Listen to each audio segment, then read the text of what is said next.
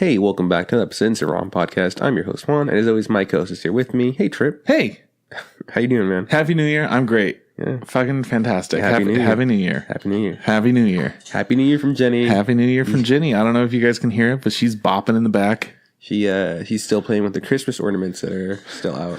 Yeah, they're out because some shit. Don't worry about it. We're gonna have a Christmas tree pickup soon. We're not throwing it in the garbage bin. There's gonna be like special pickup areas where the Boy Scouts are gonna come pick them up. So I'm waiting until we designate those areas before I take it all down. So even though it's a new year, new me, it's same Christmas. Yeah, same Christmas. Mm-hmm. Hey, man. Hey, how you feeling? I'm pretty good, man. Yeah. I'm feeling great. It's good. Last night we drank a lot of alcohol, and we drank some beers, and you had a milkshake. And I made a milkshake. We ate a bunch of good food and played a bunch of Smash Bros. And partied up like it was 2018. Yeah, we did. So I'm just curious to see how you woke up today. Oh, yeah, no, I woke up at like 8:30, went to bed at 3:30, woke up around 8:30, was like, hey, body, why are we doing this? Yeah. Can't we be cool? Tried to go back to sleep. Body was like, nah, man, we ain't cool. And then it was about 11, and I was like, all right, I'm a piece of shit. I need to get out of bed, like, now. You say you just laid in bed from 8 to 11? Yeah, essentially. That's horrible. Well, I was just hanging out on Reddit, not doing a whole lot, just looking up my anime news and whatnot. Not actually. I only looked up a little bit of anime news this morning, but not. Yeah. Anyways, long story short, I started a video and I fell asleep. And that was the video where I was like, after this, I'm going to get up. I fucking swear. And then I woke up like 45 minutes later and I was like, oh shit. Okay, well now I have to get up. Yeah, I woke up. I feel like I woke up around like 8. Like my body's like, hey. Yeah. And I like looked around. I was like, nope, it's too early. Yep. And then I woke up back around like 12, which is good. That's when I usually wake up. Heck yeah. Yeah. So today was fun. Yeah. Yesterday was a lot of fun though. It was fun. It was a blast. Essentially, we had a couple of friends over, not too many people. Just the usual crew. So we got Kyle, we got Sierra, and then special guests Josh of Your Friendships.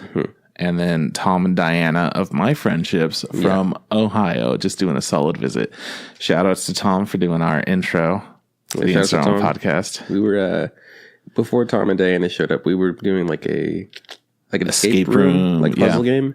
And we gave ourselves 2 hours. I don't think they're timed. I think it was just like, this should take, you play it until you beat it or whatever. But we gave ourselves our time. Right? It is timed. Is it timed? Yeah, it has specific times for if you decide to use like certain numbers of clues and how many people there are and whatnot. So we decided to do it without clues, without help essentially, and gave ourselves 2 hours. And we beat it. Gave us 2 hours, yeah. It beat us. We beat it, but with like 9 minutes and 59 seconds to spare. Yeah. So super close. Yeah, we were cutting it close. And this was the easy one. Yeah. And we weren't drunk yet. No. We'd been drinking, but we weren't like intoxicated. Also, it was really important to note this was an abandoned cabin escape room.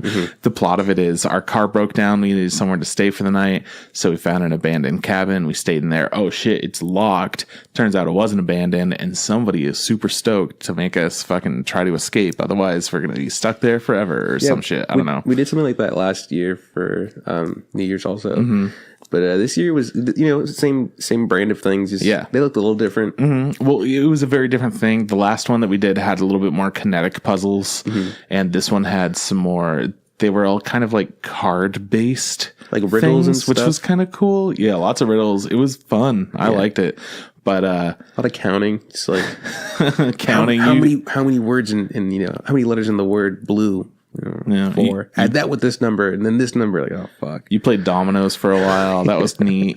That was a whole part of the thing. There's one set where like a test was like playing dominoes. You had to figure out what the last number was in the set of dominoes, and so it was kind of hard to do on the piece of paper. So we decided to cut it out, which made it easier because we could physically move them. And I did it, and I was like, "Cool, the number's 4." And I told you guys, and you're like, "All right, fine." And then you guys did it again. I'm like, they didn't fucking believe me. These pieces of shit. And it was 4. It was 4. It was 4. I don't know what happened because we entered the same numbers. We didn't change a thing, but the first time it told us, no, you were wrong. And the second time it said, yeah, you were right. So I was like, what the fuck? I was so cross. I was like, these pieces of shit don't trust me. You shouldn't have been. I was like, you know what? Fuck it. I hope we die. I hope we never get out of this cabin. Why? Because these assholes don't. There might have been multiple solutions. There's only the one. It's good to have. Yeah, I know there was only one. I don't know who fucked it up. Kyle, but fucking wheel. Oh yeah, it was probably fucking Kyle. But anyways, it was a lot of fun. Diana helped us out a lot. The hardest puzzle there was like a word scramble, and for the life of us, we couldn't figure it out. I don't know why. It was only like 7 letters. Yeah, it turns out it was because we were trying to figure out one word. Yeah, well, it turns out barcode was the answer.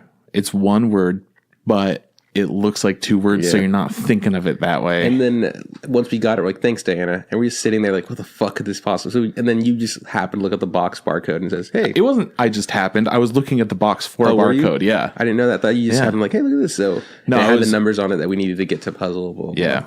It was a fun time, interesting time. Pretty cool. They're tough, though. They're for sure not easy. I really want to do another one. I want to do an actual escape room, too. Yeah, it'd be fun. I'm stoked. And then we did really cool stuff. Then we played like Smash Bros. And unlocked all the characters for like hours and drank Rumplements. Some of us wanted to play a fun version of Smash Bros. Other ones didn't. Well, I mean, I was down. It's just, if it wouldn't have been fun to play like the drinking game of Mario Kart if like I have to chug a beer and then Tom and Diana can just go without us. That's not fair, you know? Yeah. No, I feel you. I mean, I know everybody else would have been down, but like it just gives them an advantage. Like, cool, I'm already not good at Mario Kart. I'm good at drinking a beer. So that could have been the equalizer. Yeah. But we didn't get to play that. We'll have to play that some other day when we know like, hey, look, if you want to play this game, you have to drink. Like, it's going to be like we're having a game night, but it's a drinking game night. Man, because like I'm not a big drinker. So this is my like one night that I've gone hard. Yeah, pretty much ever. Yeah. So if we do, because I do want to play that. I want to play a drinking version of. We did a drinking version of like Smash Bros, but that kind of fell to the wayside. We were drinking Bacardi rum, which is pretty bad. So yeah, well, there wasn't really many options because I mean, all alcohol is bad essentially. But yeah, I'm down to do the Mario, like the don't drink and drive Mario Kart thing. Dude, heck of fun. Hey, this week we're talking about the wrap up for fall season of anime 2018. We watched a whole bunch of shows so that you guys can hear about them. We have there's a very concise list of shit that we are going to talk about. We have everything written out, all the specific details, and a bunch of good shit. Cool. Anything get an anime with you besides wrapping up stuff? Man, I want to say yes, but I don't think so. Yeah, you want to say yes. I really want to say yes. I can't remember this past week. I feel like it's been really busy. We did our Christmas stuff. We already talked about all that. Talked about watching Bungo Stray Dogs, right? Yeah, that was. I guess I really haven't watched too much more anime. I just kind of caught up with everything. I feel like I did the same thing. I caught up with a bunch of stuff. I recently rewatched all of Violet Evergarden. Your Lie in April. Because I really like the show. Yeah. You know what I realized though? What I really, really like is the fucking intro. That is such a good song. Yeah, the intro is great. Oh man. So Goose House is amazing. They kill shout outs to Goose House. Look up Goose House on YouTube. So I did they do a sick cover of Country Road too. They fucking do. God, I want to cry.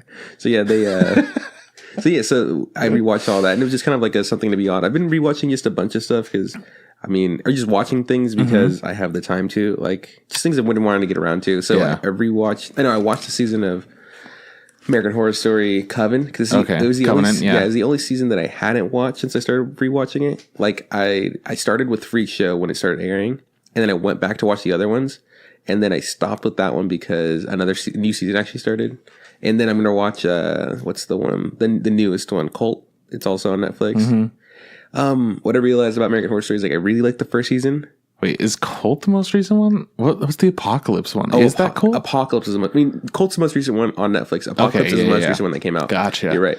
I don't even watch the show. Yeah. I just, like, people talk about it so much, but they never talk about any parts of it. They're just like, watching the new one, it's about this.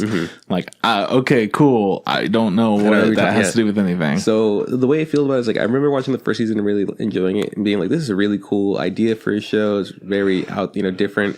And then I really like season 2. Season 2 is Asylum, and I was like, this is fucking great. And then after that, every other season just been kind of like I watch them, and it's not like I feel, oh, this is amazing. It's more like I just kind of go through the motions. Do we got a Walking Dead situation on our hands? No, because at Walking Dead's, I for sure lost interest. Walking Dead, I was like, for sure, just like, I'm just done. Yeah, like, game over, bro. Yeah, but for this one, I'll watch them just to, like, to get through them. I do care about them, but none of them have like reached that level of me being like, this show is fucking good. Like the first 2 seasons that I really enjoyed. Yeah. They're all okay, essentially. Except for Hotel. I really dislike Hotel. Shit. It's the one with Lady Gaga in it. It's so fucking bad. She's back in Apocalypse. Yeah. They bring back a lot of characters in Apocalypse, I hear. This is kind of like a mashup of stars. Yeah, that's what I've heard. So, I don't know. I don't think she's a good actress. I mean, people disagree. People really like the Star is Born. You know, it's a big thing. I don't know. I'm not going to watch that because I don't really care for it. But my whole thing is I don't really care about actors specifically. If they do a good job, they do a good job. But I'm never like, oh, I want to see this because this person's in it. If it's directed by somebody, then I'm usually like, oh, the director knows what they fucking do. All right, cool, I'm down. If it's made by like a specific studio, I have an idea of the things that they like, what they do. What else did what was I going to say? So yeah, I can't remember. Lady Gaga, you're Lady Gaga's in rewatching. it. Yeah, I'm rewatching that. I mean, I don't like her. Did we talk about the Us trailer that came out? No. Okay, so the other day, I was just chilling, scrolling. Like the first thing that I see is this trailer for Us. It like just came out in the morning. Don't remember what morning it was. So I sent it over to you. And you're just like, man, fuck you. Yeah. Scaring me in the morning. Well, I'm pretty sure that was the day. That was Christmas Day. Like I woke up to that. Was it? Because I remember sleeping over for some reason. I want to say that was it. I think we watched Bird Box that day, which we did talk about Bird Box already, right? Did we? I can't remember when this came out. Holy shit, dude. I'm having a hard time remembering anything. Last week's episode was a blur. What did we talk about last week on the Anime podcast? Baki. That sounds about right. Anyways, since I don't want to talk about Us too much, you know, Jordan Peele came out with a new trailer for Us. It looks really cool. It does. It looks really cool. It looks really spooky. They did a really good job of making a really cool hip-hop song that I like. Very eerie. So now every time I hear it, I kind of get chills. Oh, nice. But yeah, the whole idea of Us is there's a family and then they see this other family that's kind of looking at them and they realize that it's just like evil, sinister, like demonic, versions of themselves. And they're like, we're going to kill you. And they're like, no, you're not. And then they fucking... And all the actors, it's scary, dude. Yeah, it spooks magooks. Yeah. Yeah, I'm excited about that movie. I'm super stoked for that. I actually did watch Haikyuu. I watched a bit of Haikyuu this week with Kyle. Trying to just rewatch it for the new season whenever it comes out? Yeah, man, because they announced that new season, so I've been getting fucking pumped about it. And a while ago, Kyle and I started watching Haikyuu, but so much other else stuff, is going on. Yeah, fuck it. Like, that's pretty much all I care about, just whatever is actually happening. And now that Haikyuu is actually happening, we're like, okay, well, we've got to watch all this shit. And I'm still loving it. It's great. Yeah, no, it's super cool. I'm excited to one day watch Haikyuu. I found all the dubs on High Dive, so I'm excited for that. Shout outs to High Dive for having a bunch of dubs. Shout outs to High Dive for not being the worst. And shout outs to High Dive for having K-On. They have K-On, huh? Okay, I like Hulu K-On. does too, but so does High Dive. High Dive. Big shouts to High Dive for also acquiring that. Crunchyroll doesn't. So besides that, I feel like... I mean, other things I wanted to tell you was it turns out I got 10th place in my fantasy league and not 9th. I was wrong, so I am the loser of the season. You're a loser. I'm the loser. I'm the worst. The Chargers are in the 5th place of the playoffs, so they're playing the wild card division. Okay. Wild card game against the Ravens, who they lost to 2 weeks ago, so I'm a little nervous. Okay. I thought you were done. No, that's not for me. This is actual football. This is the team I like. The team I like is in 5th place in a wild card game, and they lost to the team they're playing again 2 weeks ago. So it's like a little nervous, McGee, for no reason because it doesn't affect me in any way, shape, or form. All right, but sports. So okay, I've never understood that. Sports, yeah. I wish that I did because it sounds like fun caring that much about something that you have absolutely no control over. Well, that's how I feel about anime. I have no control over anime. I care about it like fucking crazy. Well, yeah, but they make these characters feel so raw and real. They make these players feel so raw and real. Well, they are, but also like no, they make them. They draw every frame. yeah, I'm sure. But yeah, hey, you remember Saturday? Saturday. No, what would we do Saturday? So Black Mirror just dropped a movie. That's what we did on Saturday. Yeah, I remember that. New Black Mirror movie just came out, and it's a choose your own adventure movie, which is a pretty new thing for a lot of people. There are like games that have choose your own adventure elements. specifically the Telltale games are really popular and have all that.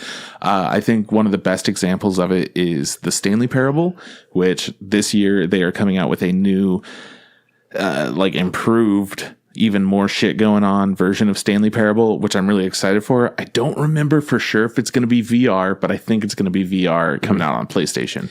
So I'm going to get the fuck out of that. Yeah, so this was a choose your own adventure kind of movie called Bandersnatch, right? Bandersnatch. And it was about a guy who had some problems. Like, he was kind of like a weird dude, and I want to say it was in the 70s? Nope. 80s? 84. 80s. So it was in the 80s, and he was... he was 86. He was like making video games or whatever. Yeah, and it was like back in the day. And there's a lot of things I like about it. I thought like it made me feel like it was in the past. The music was pretty cool. The style was pretty cool. Like the way we were dressed and everything. Yeah. The Choose Your Adventure element was a lot of fun. We watched it as a group. It was a bunch of us here, and we would all yell at what we wanted, and we would just talk shit about like. One of the first choices, like what kind of cereal you want. Was it Sugar Puffs or like Frosties? And everybody wanted Frosties, and I wanted Sugar Puffs. I was like, great, it's going to ruin the fucking experience. And it did. It did. It ruined everything. So, I mean, it was fine. By the time we were done, I was like, cool.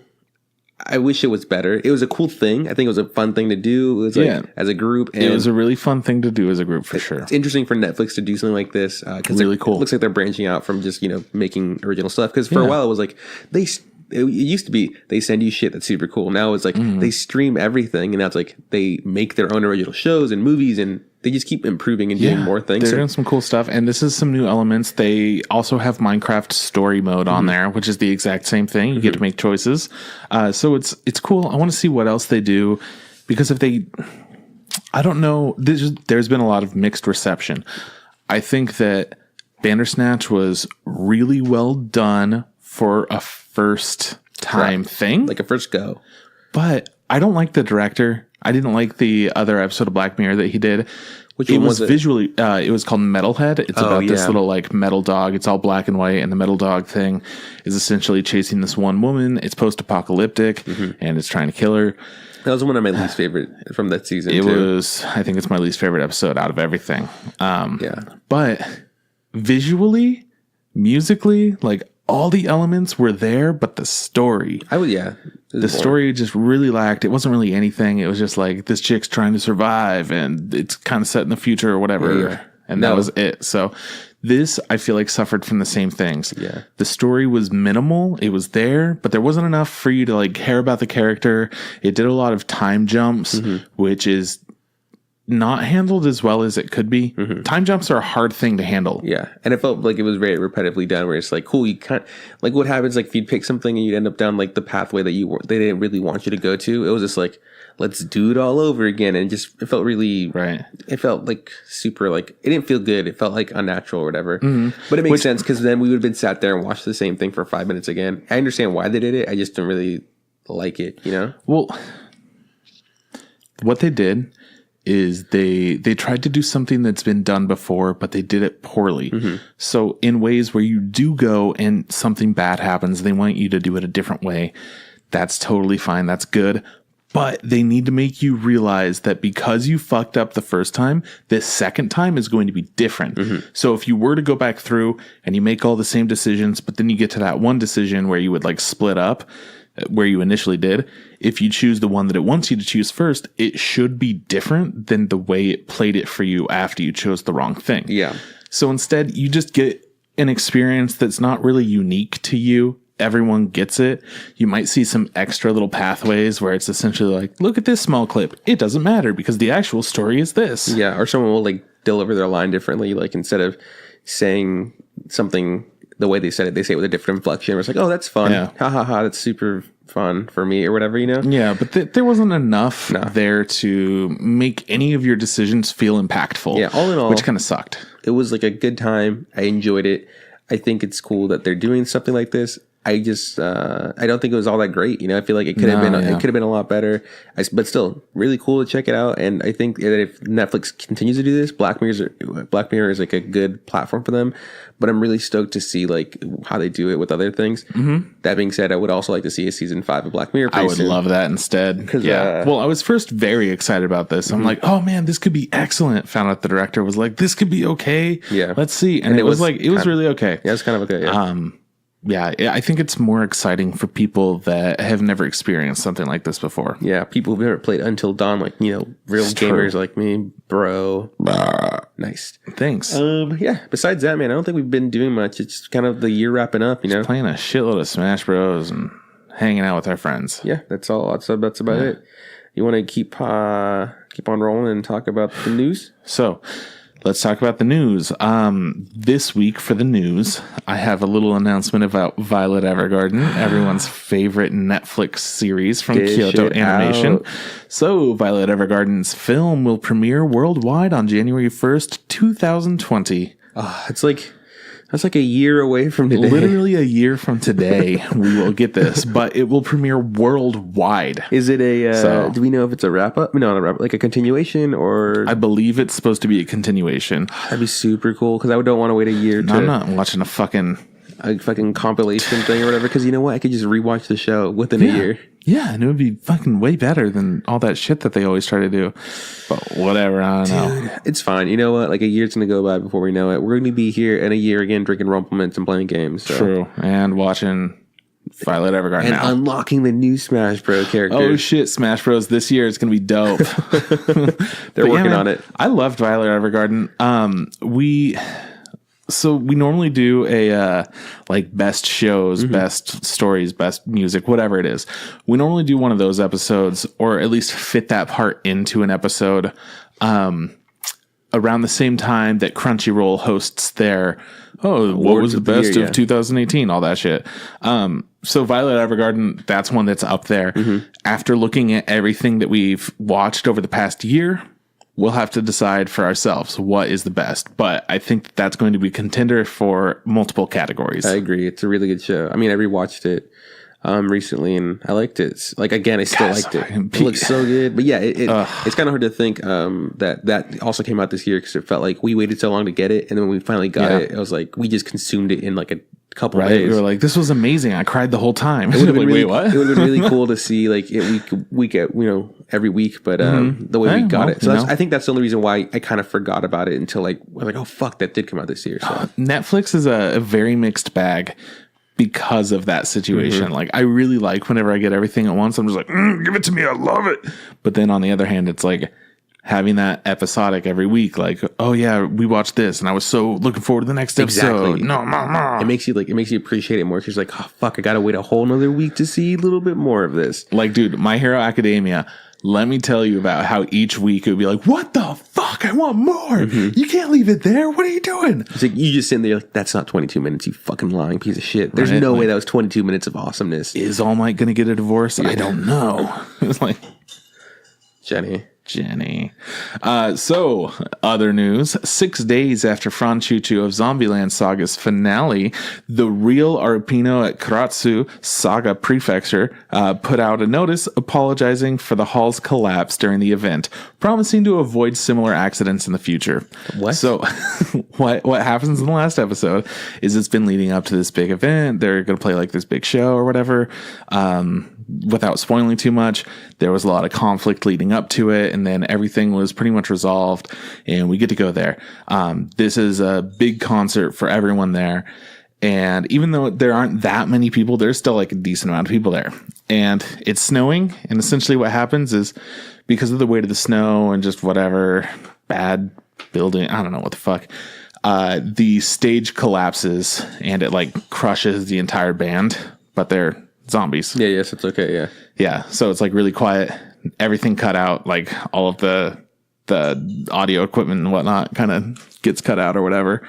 And then the whole band like rises up slowly, and they're still singing their parts, and they make it like a big thing, and people are freaking the fuck out in the audience. And then the actual location, because Zombieland Saga takes place in specific places in Saga, in the Saga Prefecture. the actual location came out and said like, hey guys, so sorry that, you know, our whole stage collapsed and killed this band. We're going to make sure that this doesn't happen in the future, which I think is fucking awesome. That makes more sense. Okay.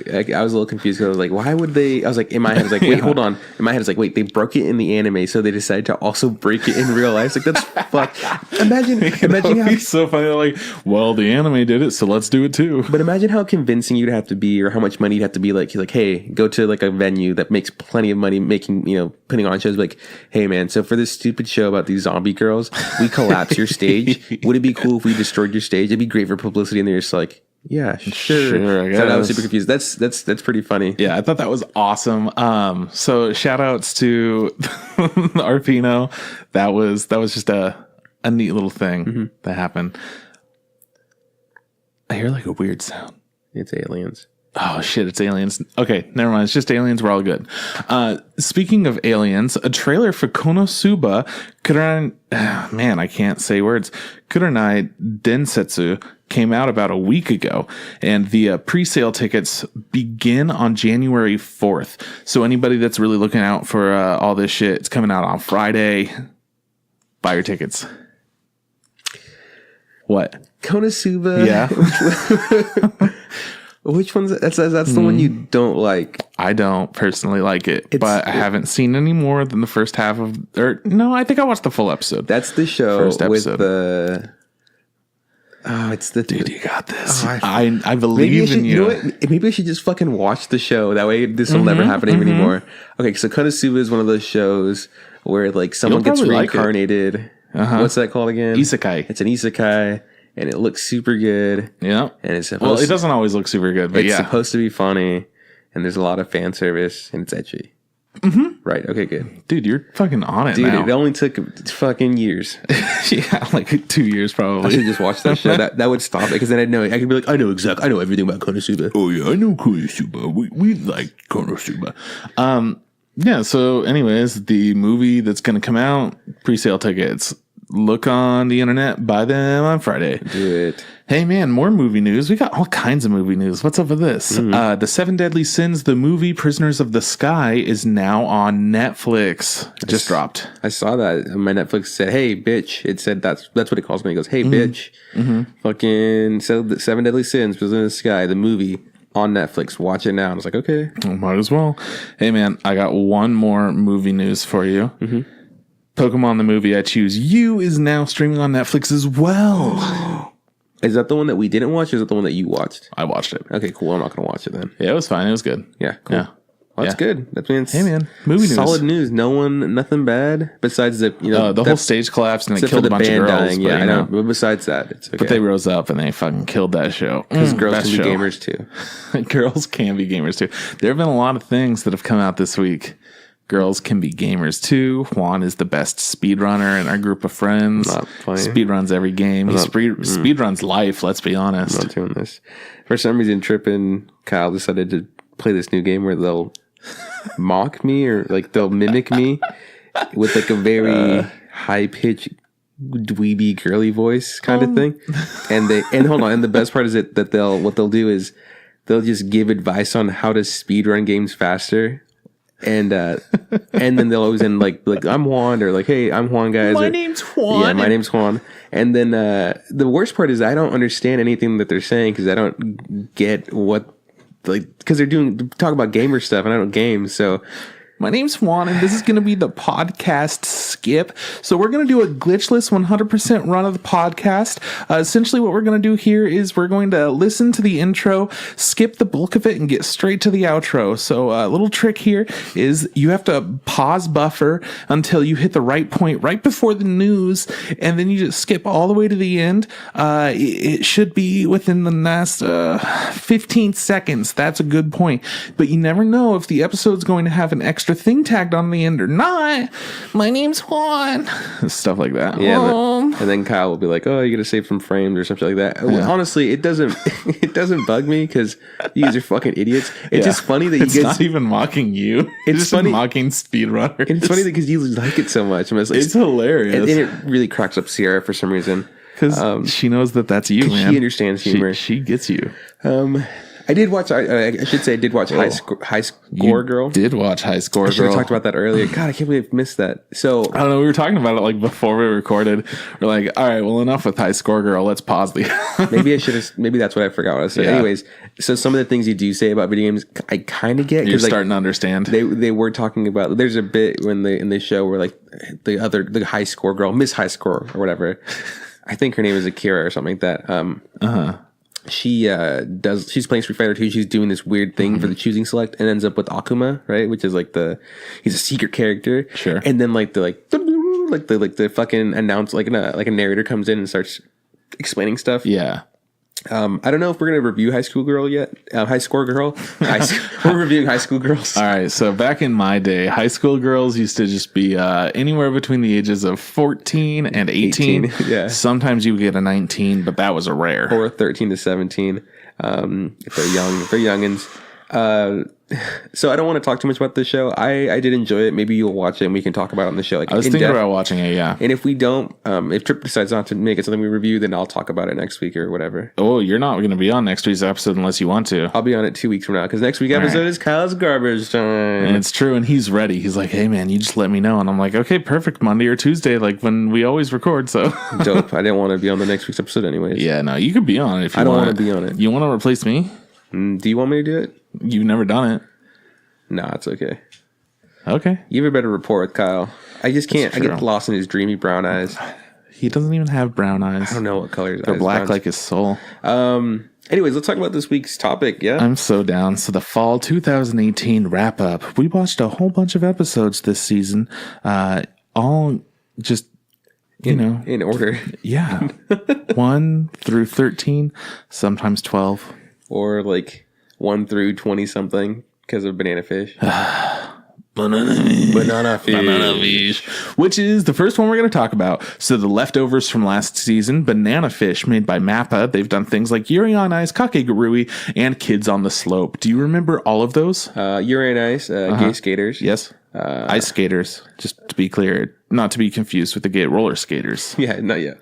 Kakegurui, crazy gambling freak on chick. Hell yeah, we're getting the second season this year. Oh my goodness. Kids on a Slopey Slope, Jazzy Boys. Jazz Boys. I watched that. I rewatched that recently. Yeah. I think there might be a live action that I want to check out for that. There is, and it's part of our garbage that we haven't done garbage in a while. Yeah, we should do that. Oh, we're due for some more garbage. Yeah, I think we did garbage back to back for a couple weeks, so we were just like... We did, yeah. Need to take like, a break. all right, we need to calm down. But then Netflix was like, hey, man, we fucking got you. Here's some more garbage. Here's some animated garbage. Yeah, so I'm familiar with all those things. I'm a fan of all those things. Mm-hmm. So it would make sense for me to be a fan of Bananafish. Turns out MAPPA, we like them. Yeah, Bananafish.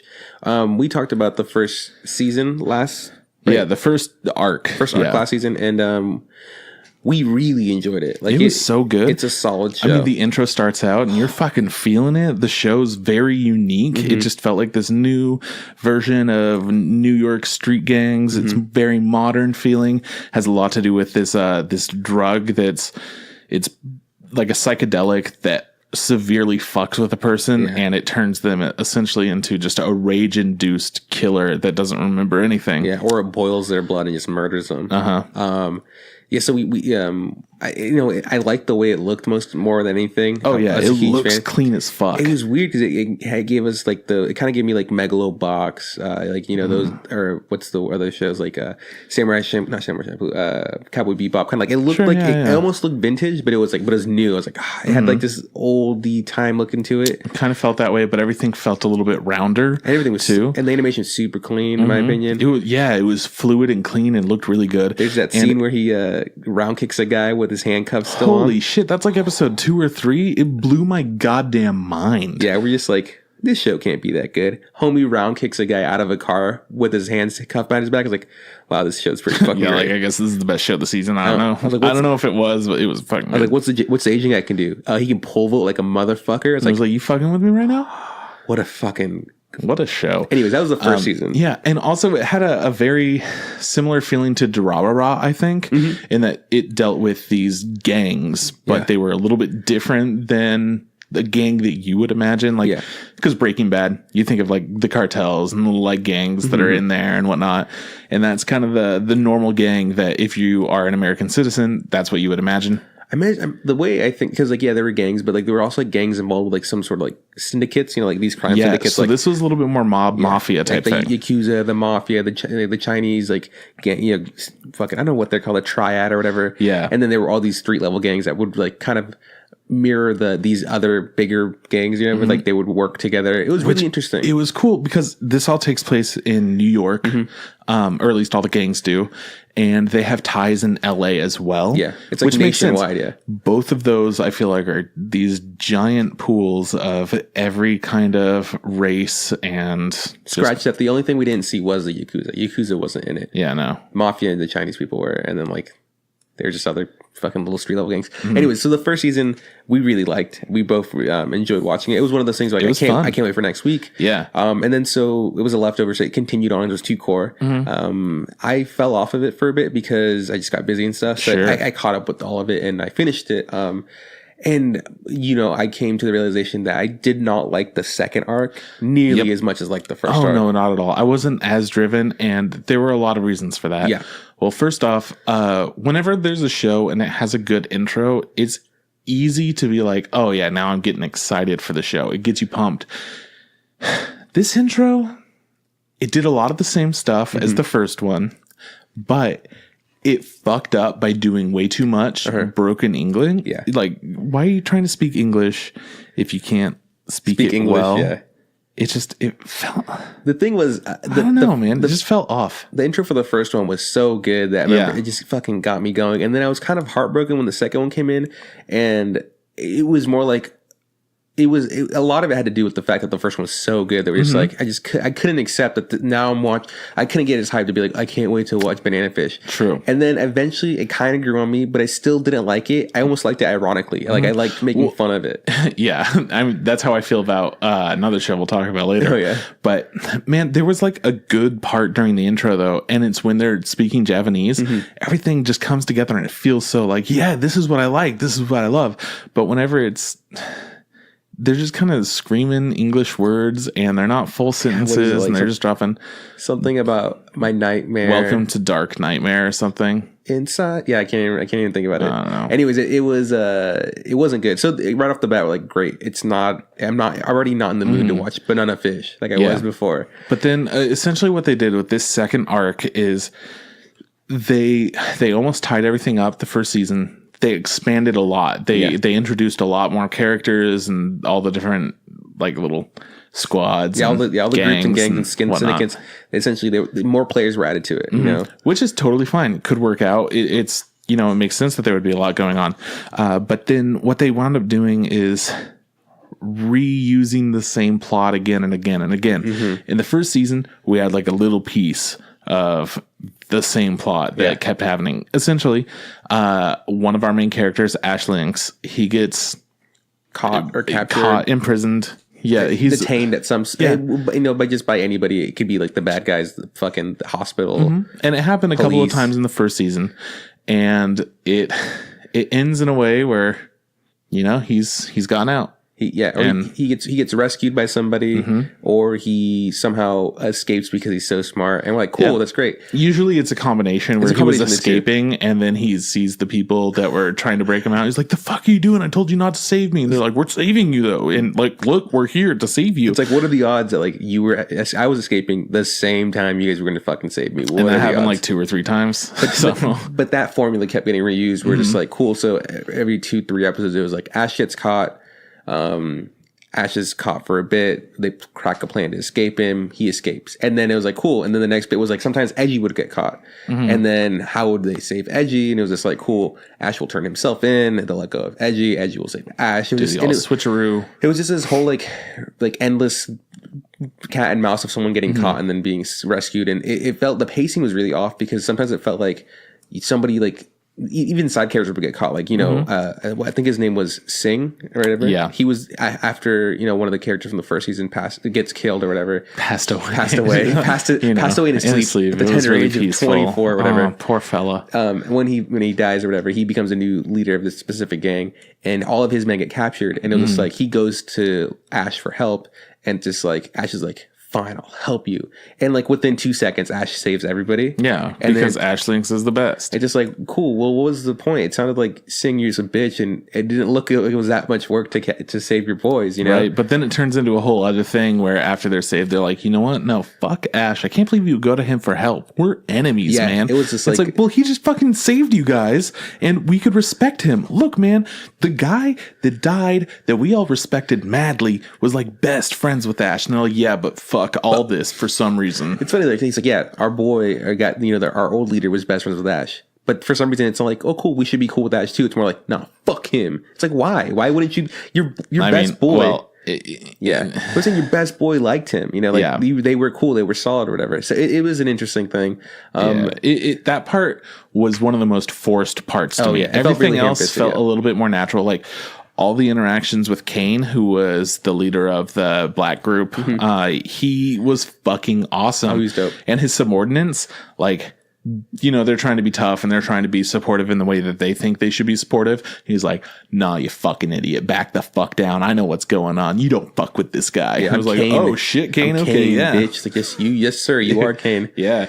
There were a lot of really, really good characters that were written super well, but there were some parts that were really weak, and they held on to those. And that was the biggest shame, is that they had all these strong characters, and they did a lot of good stuff with them, but they kept the weak points all the way through the show. They also, like, they introduced a character, Blanca, who you really liked, right? Blanca was fun. Yeah, the only issue with Blanca was he just felt like he felt like 3 or 4 different people writ him as a character, you know, like his intentions and his development just felt really weird. He changed a lot. Essentially, it would have been great if they started him out a different way. If they started him more as the like melancholy, like, I don't really know what's going on with my life.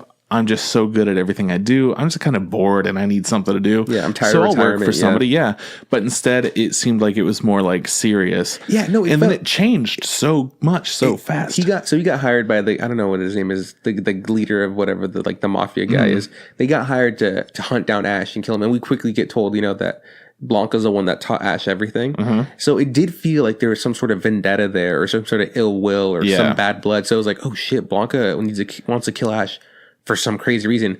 And within like an episode or two, it was like, nah, he's cool with not killing Ash. They're homies or whatever. And then he becomes like the bodyguard for, I don't know, remember his name is, but he's like in charge of the new Chinese mafia guys. And he's just like, and it almost felt like they were romantically involved for a bit.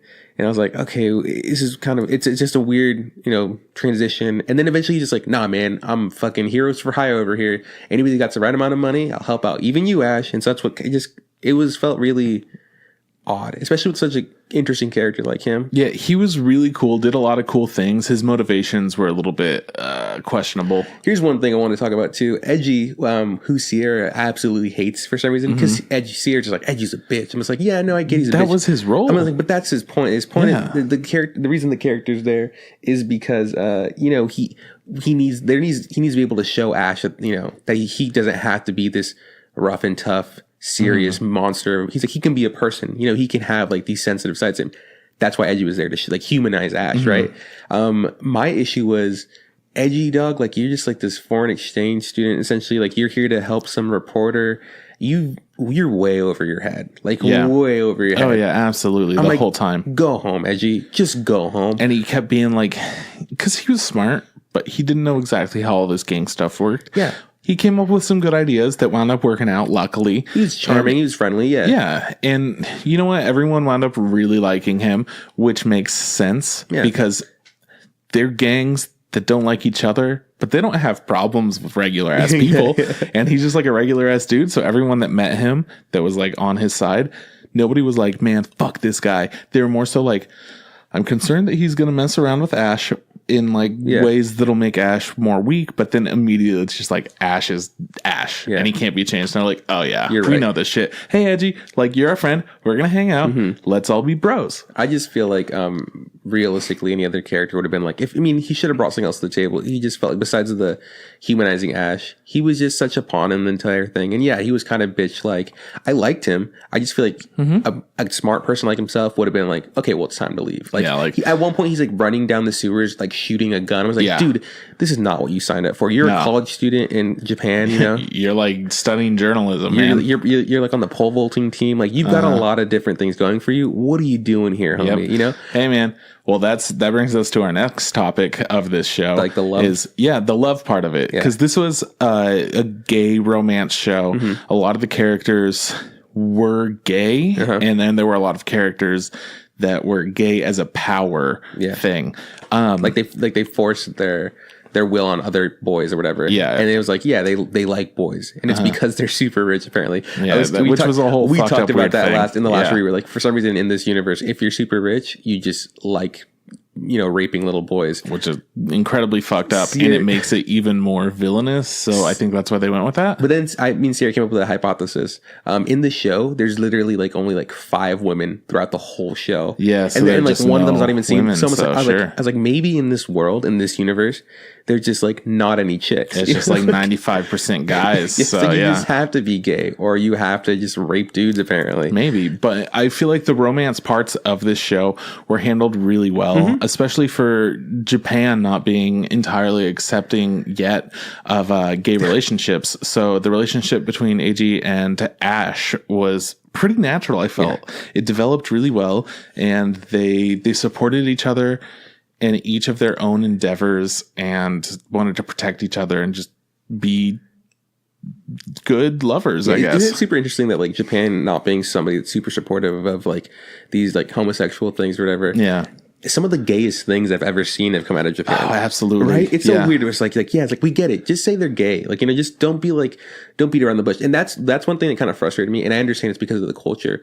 But, there's points where the two characters, Ash and Eiji or whatever, are like, they're sharing a moment. They're becoming closer. And we can see it. Like, wow, they obviously, they care each other. They care for each other more than like you and I do as friends or whatever. Like, they romantically like each other, But then they'll like say stuff like, ha ha ha, I bet you're super popular with like all the girls and stuff. Ha ha ha. Right. And it's just like, yeah, man, girls are great. It's like, dude, just be like, I'm gay. Another one can be like, yeah, I'm gay too, because by the end of it, they have to go their separate ways. And like, there's this really nice letter that one sends to the other. Eiji sends to Ash. And it's just like, hey, you'll always be like my best friend or whatever. And it felt kind of like, that's a real slap to the face. It would have been really cool to have been like, hey, I'll always love you. I love you. Like, I'll always love you. Some shit like that. So it just kind of bums me out because like, it's cool. Now it feels like Eji's just going to go back to Japan. Totally. Finish his school, get a job, marry a wife, have 2 kids, and just be like a closeted gay guy. Where it's like, that's super sad, And I feel like that if maybe Japan was more accepting about it, it could have been like, hey man, I love you. And it's like, I love you too. Can we talk? Do you want to talk about the ending? Because I do want to talk about the ending. All right. So this is the wrap up episode. Of course, there are going to be spoilers. So like, heads up. Heads up. I do recommend watching Bananafish. I don't think the second half was anywhere near as strong as the first, but the first half's so good. Strong start, weak finish. Still overall an enjoyable show that I might recommend. For sure. So in the ending, Eiji has gotten shot, right? And he's finally going back to Japan. Yeah. Ash is able to defeat the bad guys, and he's able to essentially all the Bananafish stuff. This is all kind of bummer. I like the fact that the show is called Bananafish because it gives us the chance to say Bananafish, whatever we want. But by the second arc, Bananafish essentially got like swept under the rug. It was still there, but it was like there's so much other stuff going on that it is now. It became just a small plot point, like a huge political point came into to be, whereas like all these super powerful people like in Congress, or I think it was like in the presidential's cabinet, some sort of in the part of the higher part of the government were caught doing like horrible things to minors, Yeah. And so that became the new forefront of like, that's how we're going to take down all these bad people. And they just kind of destroy all the Bananafish evidence, So that's how that wraps up. And it's great. And all the gangs are back to being gangs and more or less okay. None of them, Sure, yeah. And then, like I said, Eiji gives Ash this letter while he's going to the airport in a wheelchair. It's like, I'm leaving to Japan. He gives him like a what's it called, a ticket, so he can like come to Japan with him. And Ash is like, you can see he's like overtaken with emotion, and he wants to go, right? Obviously he wants to go with Edgy. And then he gets stabbed by one of the, like, the right-hand mans of, like, the second leader of the Chinese gang, who defected because he's like, I'm not going to work with Ash. I refuse to work with him. So he stabs him. And this guy was like Shorter's other best friend. Other best friend. So he stabs Ash, and Ash is like bleeding and shoots him and kills him. And Ash goes back in the library and continues to read. And then, like, the last shot's like, you know, Ash like sleeping on the table or whatever. Yeah. And like someone comes to wake him up. And he's like, oh, he's just sleeping. And he's like smiling a little bit. And the camera pans out or whatever. And I think he's dead, right? Like, he's for sure dead. Like, he got stabbed pretty bad. But you know, it's kind of led to an open interpretation. I mean, it may be in the manga, if there's a manga, I don't know if there is. There is. Maybe it's like really clear, like, yep, homie's dead. But I like the way it ended. I think it's. I thought it ended in a good way. I think it's super cool that they were willing to kill one of their main characters like that, because the main character, because it's like, oh, it's all about Ash, it's all about Ash. And what's his name? I think the guy that stabbed him, his name was like Lo or something like that. Yeah. Lao. I really like the fact that he's the one that killed him, and he's like, look, man, your fucking weakness was this fucking Japanese kid. It was your fault. Because he dropped his guard for 1 second.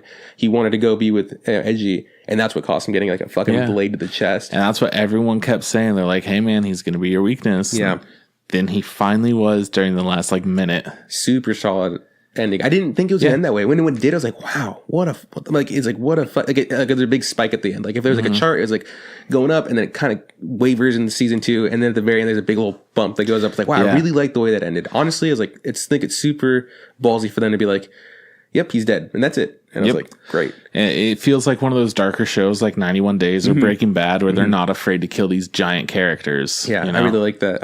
Who were you talking about that you said he's like, he'd never seen 91 Days, and they're like, Kyle's like, he's like, he didn't expect it. He was devastated by the end of Bananafish, and I'm like, oh yeah, dude, no. Yeah, bro, it's fucking good. And we're just seeing we're like, yeah, fuck yeah. Right? I love it when they kill off big characters. It blows my mind whenever they do. I'm like, what the what's gonna happen now? And not for some stupid reason being like, you know, like, oh, his contract was up, or like he didn't want to work at the show anymore. It's like, no, the writers decided to be like, hey man, let's fucking kill this guy. Yeah. And everybody's just like, are you fucking kidding me? Let's do it. Yeah. It blew my mind watching Gurren Lagann for the first time when Kamina dies. The spoilers, if you haven't seen that show, it's 10 years old now. Which one's that? Is that Bro? Yeah. Yeah. I don't know his name. You said a funny name. Kamina. Is that his name? Yeah. Okay, cool. Yeah. I was surprised when that too. It was like, fucking shocked me. I was shooketh. Good death, though. It was a really well done death. Yeah. I felt like they established so many connections so quickly. He was such a good leader, and he's really important. Right? And they're like, nah, fuck it, let's kill him. Yeah, and like we knew he wasn't the main character, but he was the drive behind everything.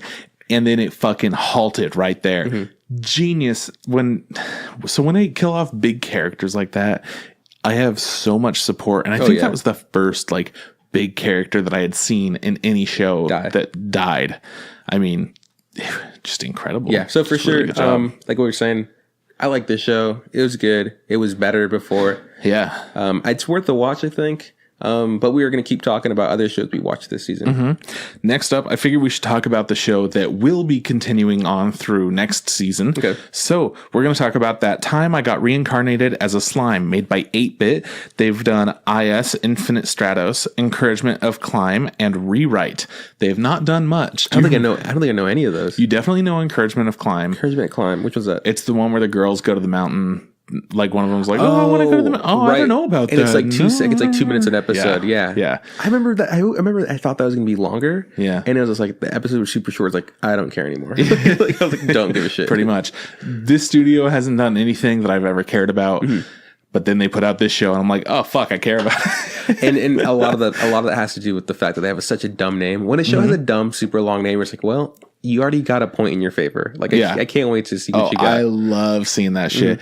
The one thing that I never watched much of that I don't really regret it because it wasn't that great, but it was just like, I don't know, is What Will We Do at the End of the World? Like, are you there? Are you like, there? Yeah. Can you save us? Something like that. I was like, what a dumbass name. It's so funny. It's so dumb. So That Time I Got Reincarnated as a Slime.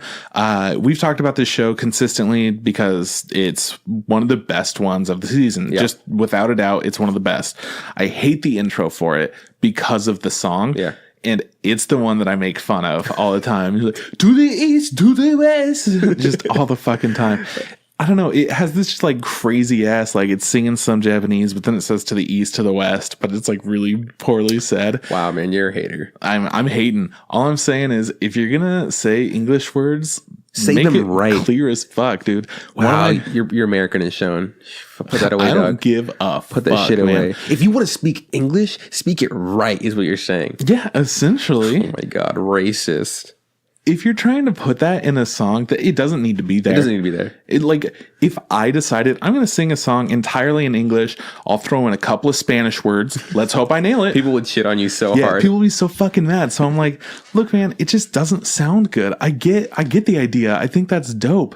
But what unless the fuck were you thinking? Yeah, unless you speak both and languages fluently, I don't think that you should do that. I think it's a bad choice. Have you seen that video of there's like a K-pop artist and she's like, I love that. Is a K-pop artist and she's like, so she's on one of those like variety shows.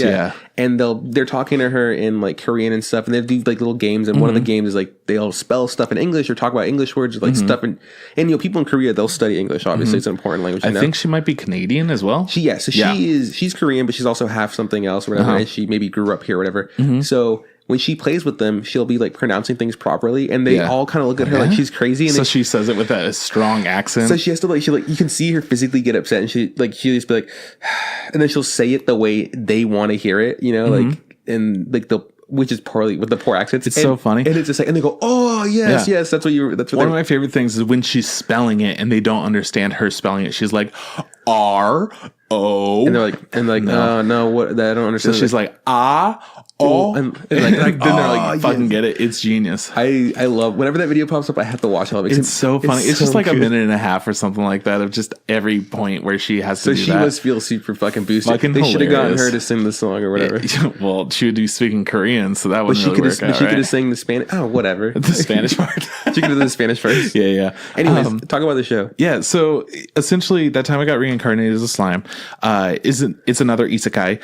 But this one it starts out in the real world, and this guy's just kind of like walking with his friends, and he saves them from getting stabbed from a mugger, and he gets stabbed and he dies in the street. Says, hey man, can you just like throw my computer in the bathtub and just erase all the files and all the data on there? Don't let anybody see it. Yeah. Don't want anyone to see my history. So which right off the bat was just like, what a good joke. Yeah. Like that's fucking good. Like, so it starts out strong. Like if you were dying and you were like, hey, hold on, delete my computer. Like if those were your last words to me, I'd be like, fuck, Trip. Yeah, man, I got you.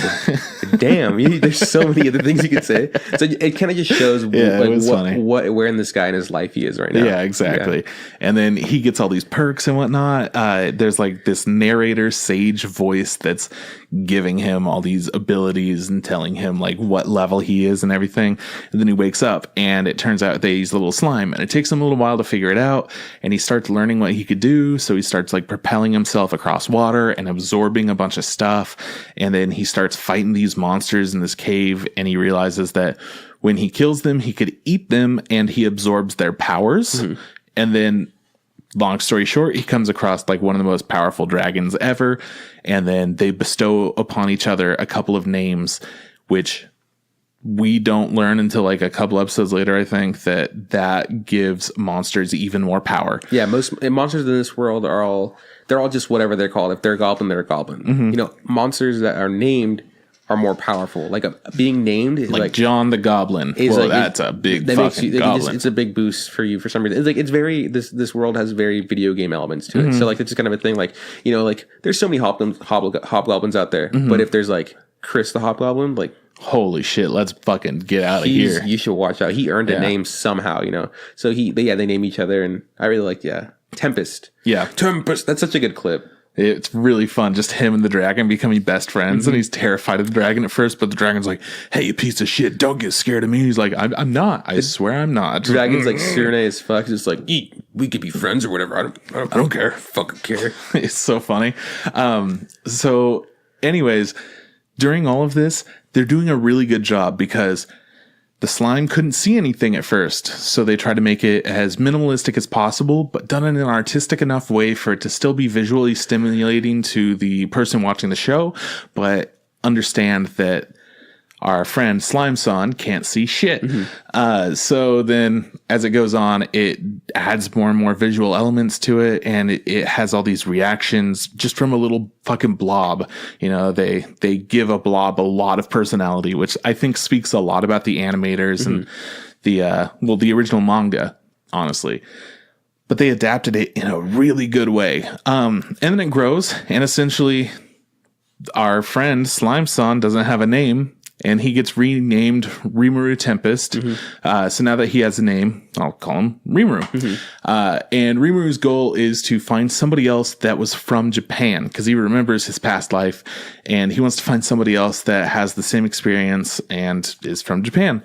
So as time goes on, he makes all kinds of allies. He gives a bunch of things names, and they all become like bonded together and strong. And they go on a little journey. They find a city. They meet up with some more people. He makes a lot of connections. His name gets out really quickly because he's so strong and powerful, which is essentially that one thing that happens in a lot of these isekais. They gotta become OP. Yeah. Main character is overpowered as fuck. Yeah. But they handle it so well in this show. They make it fun. They make it goofy. They make it exciting. Yeah, for sure. Somehow. Like whenever he acquires a new ability, you're like, oh, it's super dope. And then he'll use it and be like, fuck, that was way too strong. I need to tone it down. Tone the fuck which is back, super cool because just because of the intro, we see that eventually he's going to be fighting people who are also super powerful.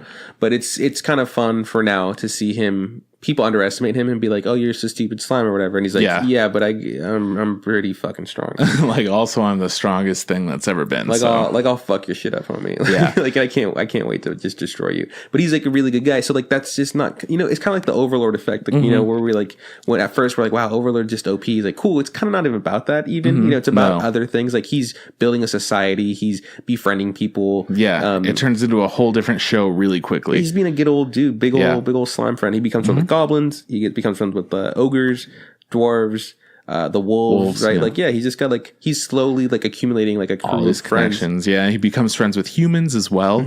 And one of the humans he meets actually is a girl from Japan. We're about halfway through the first season when he meets this girl. Yeah. And it develops a little plot point. And essentially that was the plot of the show to start out. It's just meet somebody else from Japan. But very quickly, she is no longer the focal point of his journey.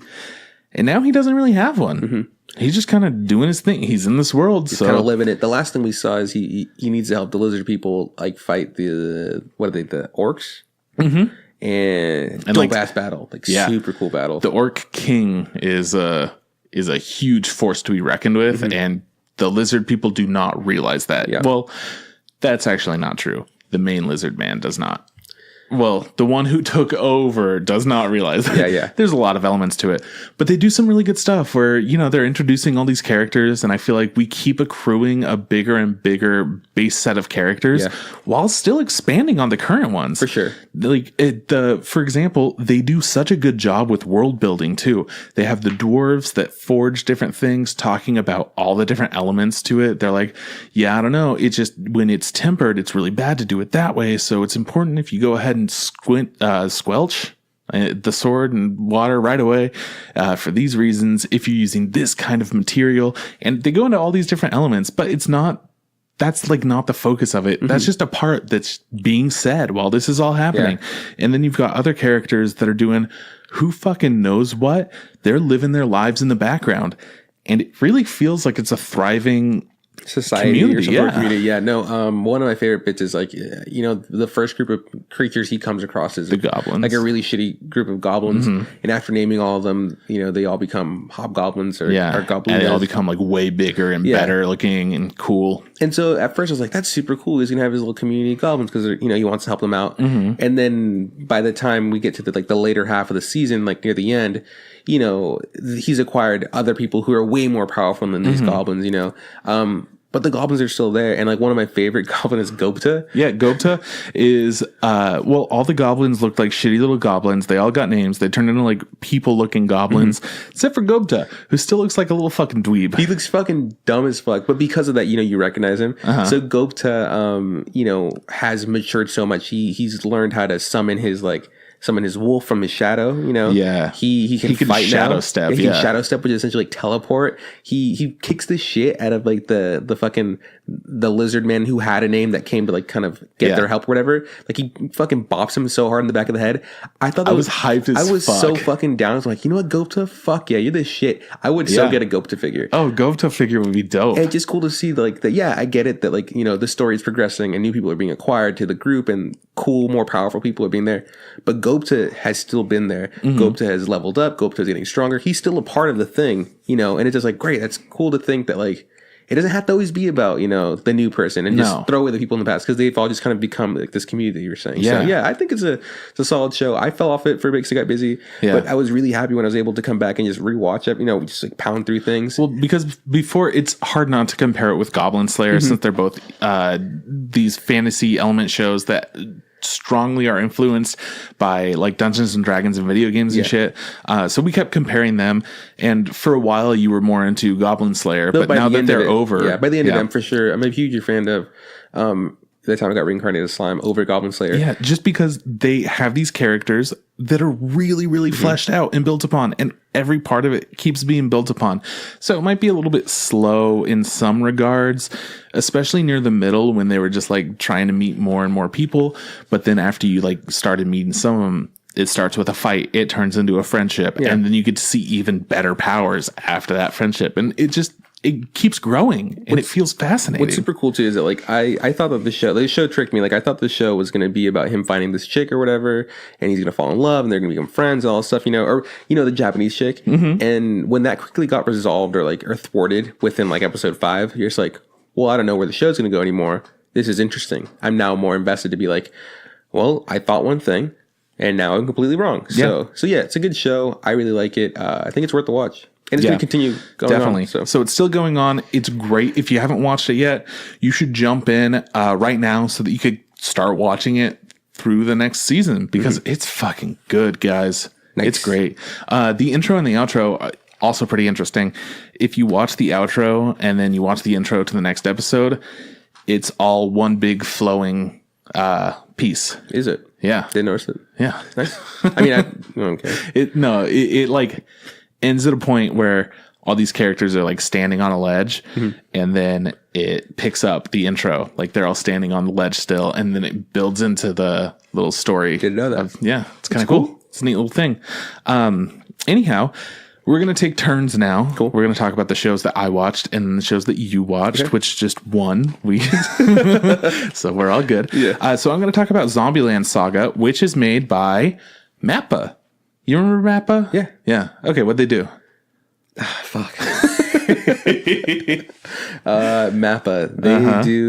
They do the Game Grumps Power Hour. Yes. They do The Last Airbender, the live action movie. Yep. And they also did Garfield, A Tale of Two Kitties. All right, so they did Bananafish and Yuri on Ice. And I just talked about this. I keep MAPPA on your radar is what I'm trying to say because they are strong. So Zombieland Saga, it's a show that surprised me this season. It started out, I didn't know much about it. I had just seen like the little title card thing, I guess. That we see, yeah. Yeah, which was like 8 faces. And it said Zombieland Saga. And I'm like, all right, cool. Well, the art looks unique and neat, so I'll check it out. And it starts out really quickly. Our main character is this girl who fucking loves J-pop idols. That's her dream, is to become one. And we learn that in the first like minute. And then she's heading off to school and she's like, all right, bye family, I'm peacing it. And she gets hit by a truck and dies. It sure does. Fucking right at the beginning. It was like, whoa, hang on, hold up. She wakes up in this abandoned mansion and she's like, hello, is anyone there? What's going on? She finds out that there are people there, but they are all zombies.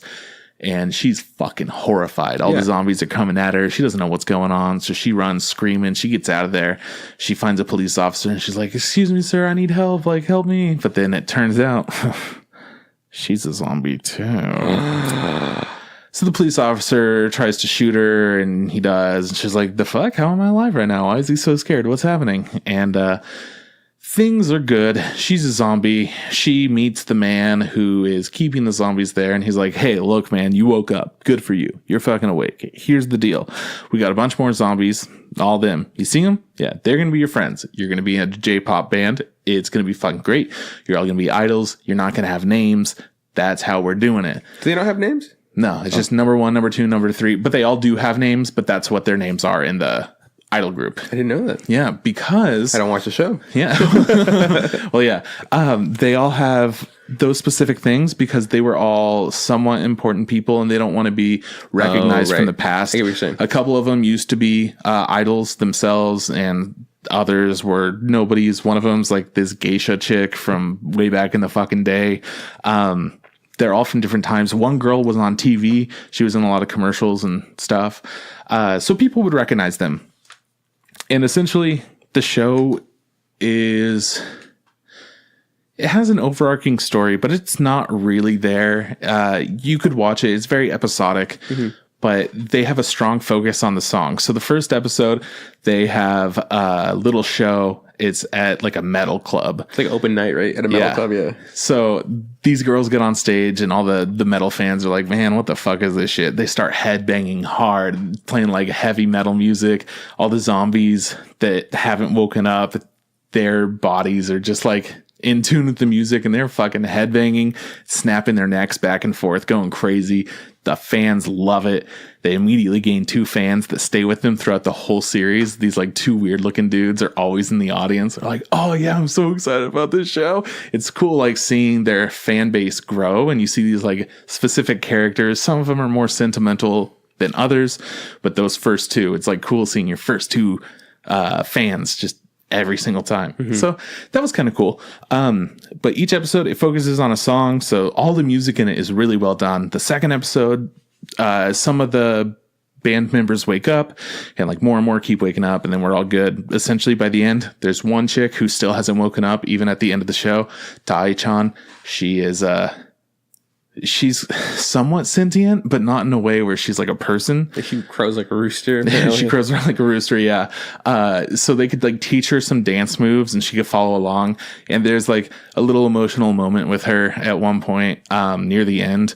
But we essentially see what happened to each person, how they died, how they've moved past it. And we get to see little elements from their past and like previous people that they knew and all these little stories. So they have a lot of sweet stories. It's pretty sentimental, which is unexpected based on that first episode where they're all just headbanging and it's like silly, goofy time.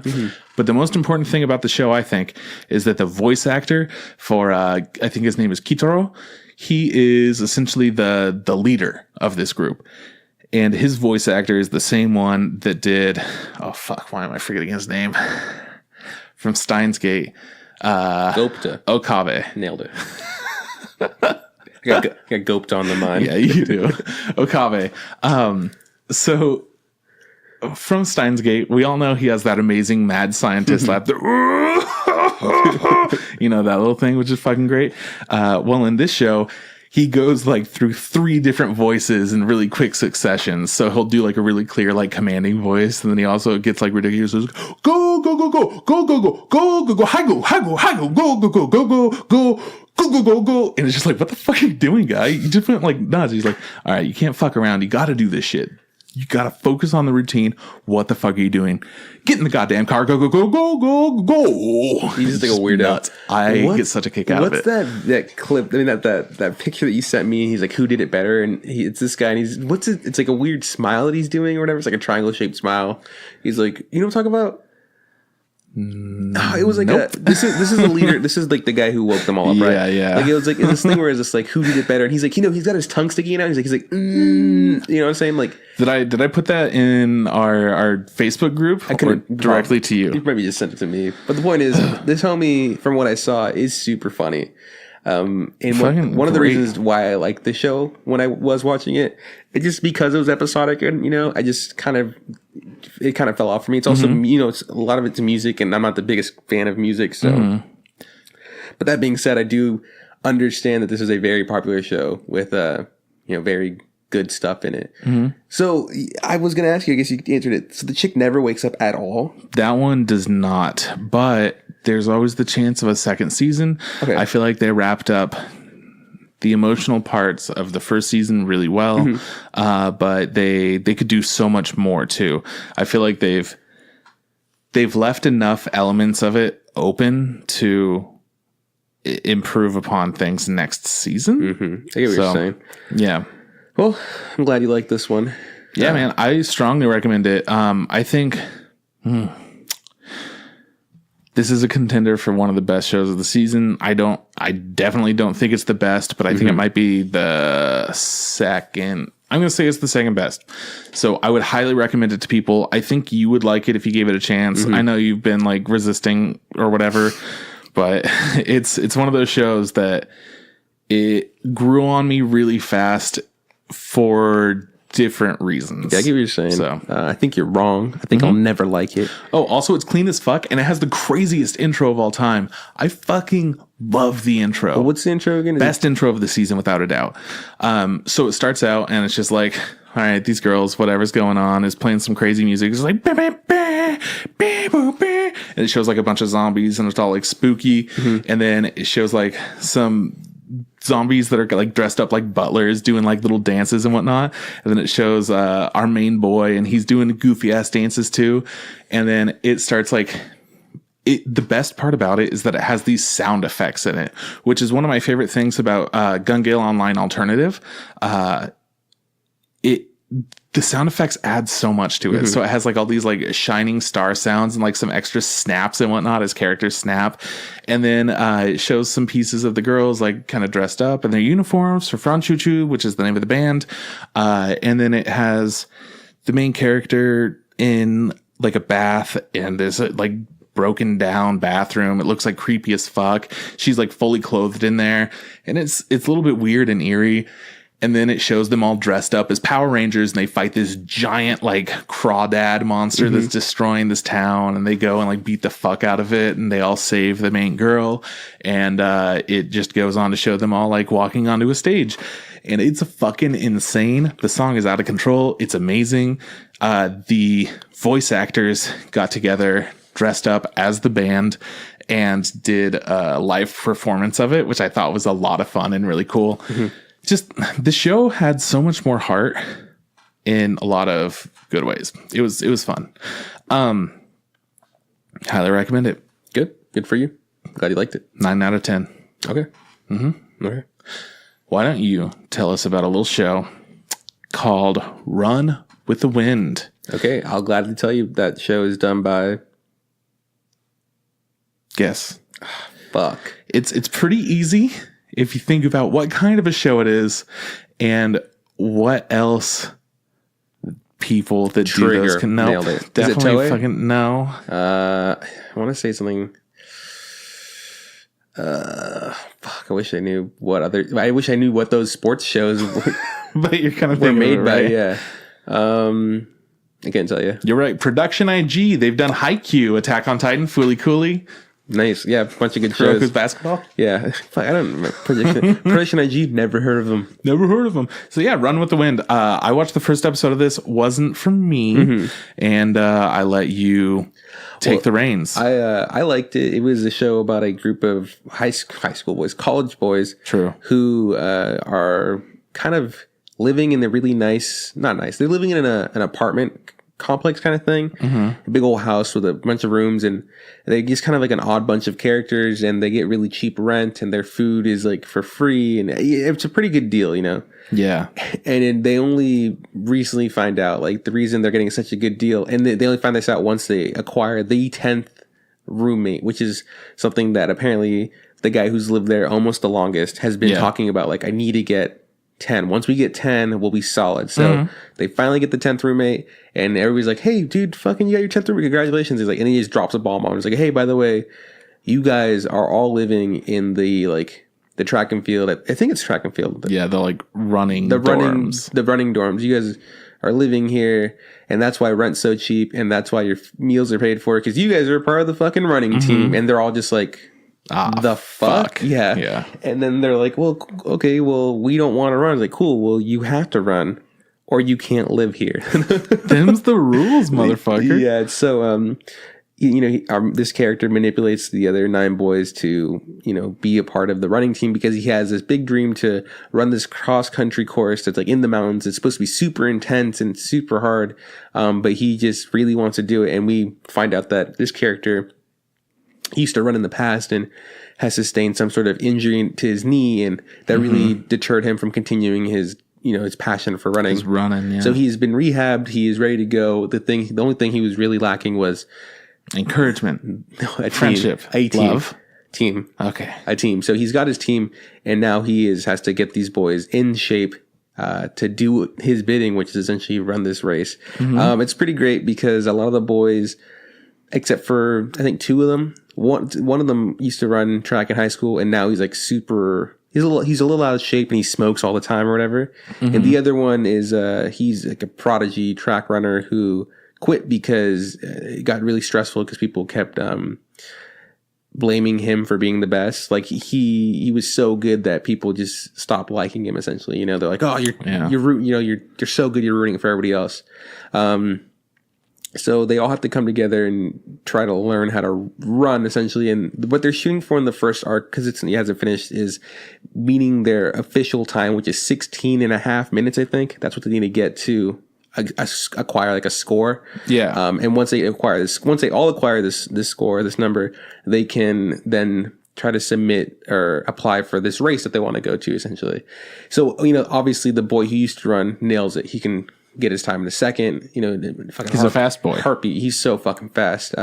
Another guy, the guy that's like has the busted knee, he's not the best because he's kind of looking out for everybody else. But he's got the heart. He's got the heart. And then we've seen that like throughout the show that characters have progressed and learned and acquired some sort of passion for the sport. Like they've, gotten shoes and they do the stretches and they're willing to run 2-3 times a day for practice, and sometimes they're even willing to run even more just because they want to get out there and run, and like they've acquired a passion for it. Like the boy who's had it the roughest is a boy who is very frail and like small, and he's like just a manga guy. Like his room is just filled with mangas. Yeah, and he doesn't run. He's just so pitiful, and they're trying to teach him how to run properly and stand up straight and all this stuff. Yeah, there's an episode that's really good in my opinion where like he's running and they're all cheering for him, like, yeah, you can do it, you can do it. And like, he's had some, people talk shit about him. Like other runners are being like, you should just quit, and tell him to get other different runners to tell him to quit. And so he's just decided he's going to do it and beat it. And he's going for it. He's finally got the right posture, more or less. It's still pretty ugly when he runs, and he crosses the finish line, and the fucking team just loses it. And they're super excited. And it's just like, he ran I don't know how long. I think it's 2.5 miles. He ran it in like under 30 minutes, and they're all like super excited for him, and they're throwing him in the air, and people are like, what are they celebrating? They don't understand. And there's like, you don't get it. Like they're building this friendship, they've become a team, and now they're all looking out for each other. And that's what this entire arc has been about. I really like the show because there's like I said, there's these 10 characters, and they're all different, and so it's a good like mashup of being like, okay, well, there's these different personalities at the mix, and it's pretty funny, and I think it looks really good. And it reminds me, like I said, obviously you said it's been on production IG, so it's kind of like the running version of Haikyuu. It's like running version. I wouldn't say it's like the running version of Kuroku because it's not like super shonen-y, it's just like it's just a bunch of, I call it the runny boys. Like when we talk about what show you want to watch today, it's like, oh, the runny boys. What do they do? They just fucking run. It's just boys, and they run, and they build relationships and stuff. And it was just like an easy chill watch, and it felt like you were just hanging out with some boys, boys being boys. At no point was I like super stressed. There's they do add elements of stress, like the captain guy, the guy that's collecting all people. Yeah, at one point like collapses because he's overworking himself, stressing out over people, cooking all their meals, trying to do their training, and that was kind of an issue. And there's characters who at points quit the team because they just can't do it anymore, and then they come back because of whatever. One of the guys who's like super sweet, who was like one of the first guys to be adamant about like, I'll join the running team. He loses his girlfriend, which is like, his girlfriend breaks up and it's like, look, he goes like, it just feels like you want to be somewhere else right now, and I feel like you just don't have the time for me. And he's just like, no, that's not it at all. Like, of course I have time for you, and blah blah blah. He's like, I just think it's best we break up. And he's just like so brokenhearted. And I think that's like where the last episode ended, where like they're at practice running together. Practice is over, and he's like, hey, can I run one more? Can I do it one more time? And they're like, what? He's like, I need to run. I'm like, cool, man. Sometimes you need to run. All in all, I like the way the show looks a lot. I'll continue to watch it. It looks pretty clean. It's an easy thing to watch, in my opinion. And again, there's nothing super stressful about it. And there's an arc. There's like a theme. There's a story. It's not like it's not just all bullshit, or it's not like no. There's no like it's not a real slice of life element. I get what their goal is. They're trying to accomplish it, and it's cool. It's like eventually they'll get there, hopefully, or whatever. I'm sure they will. But they also add like other characters like rivals and stuff, and it just doesn't feel as intense as other shows because I don't really understand the sport of running all that well. You just run and you run good. Exactly. I know that you're supposed to be in front of somebody and you win, but like volleyball, like, for Haikyuu, I get it. Like they have a team and they're trying to beat them because they're the high school rival or whatever. And like, they don't like each other, blah, blah, blah. Whoa. Okay. You misunderstand. Or they love each other. Or fucking Kuroku's the same way. Like I get who the bad guys are. Like, well, there are no bad guys in Haikyuu. That's the fucking point of Haikyuu. I was talking about Kuroku. For Kuroku, there's I know, there's but I'm bad like, guys. But like in this show, like I get there's rivals and there's people who want to beat other people. But for the most part, it's more or less, it's there. It's not the biggest it's not the biggest part of the show. It's not like... Right. It's just an element of it. Exactly, yeah. So all in all, I'd recommend it to people if you like it. It's not hard to watch. I know it's not for you, but I still think it's pretty solid. That's good. My biggest issue with it when I first started it was that I felt like not the main character, maybe the main character, I don't know. The guy that was boy? Like... Yeah. Yeah. I felt like it would take me too long to care about him, and all the other characters felt like they weren't tightly knit enough for me to like get into it at the start. I felt like it was one of those shows that it would grow on you after you kept watching it. For sure grew on me, yeah. But like, because I had so many other things to watch at the time, I'm like, you know what? This is not as important, but I think that I would like it in the end. So the sulky boy has come into his own. Essentially, like he, at first he was like very adamant that he didn't want to run. Yeah. But you can tell it's one of those people, like he's super passionate about something, but he's kind of pretending he doesn't care about it, right? Because it hurt him in some way. So there's some elements to him. It did take me a while to get around to liking him. He's one of those characters that I imagine does the thing a lot, like I don't know what it's called. I don't know what that is, but me and Sierra, like we'll be watching the show and like we just kind of stop and like there's a moment where like he'll like pause and I'll be like, oh, we got to time it out right, and we just go. We're expecting him like to turn his head and he never does, and he never fucking does it. And it was like, dude, you fucking. I'm like. Production IG, you missed an opportunity. You missed a perfect opportunity. But that's the kind of character he is. He just has that vibe to him, or whatever. He never stand by the anime tropes. Doesn't stand by the tropes. He breaks the rules. Which is good. It's like fucking Samuel out here breaking all the rules of culinary cooking. By the way, I'm still watching MasterChef Junior season 2. Yeah, I bet you Samuel. Okay, all right, my bad. I'm not fucking any kids. Okay, all right. What's the next? Anyways, I like the show. Next show. What's next? Kid Fuckers by White Fox. Goblin Slayer is actually what it is. So we both watched this one. Yeah, Goblin Slayer by White Fox, made by Steins Gate. They made Steins Gate. Made by Steins Gate. Yeah, made by the television show. So White Fox did Steins Gate, Akame ga Kill, and Jingai-san no Yome. I don't think No, they didn't.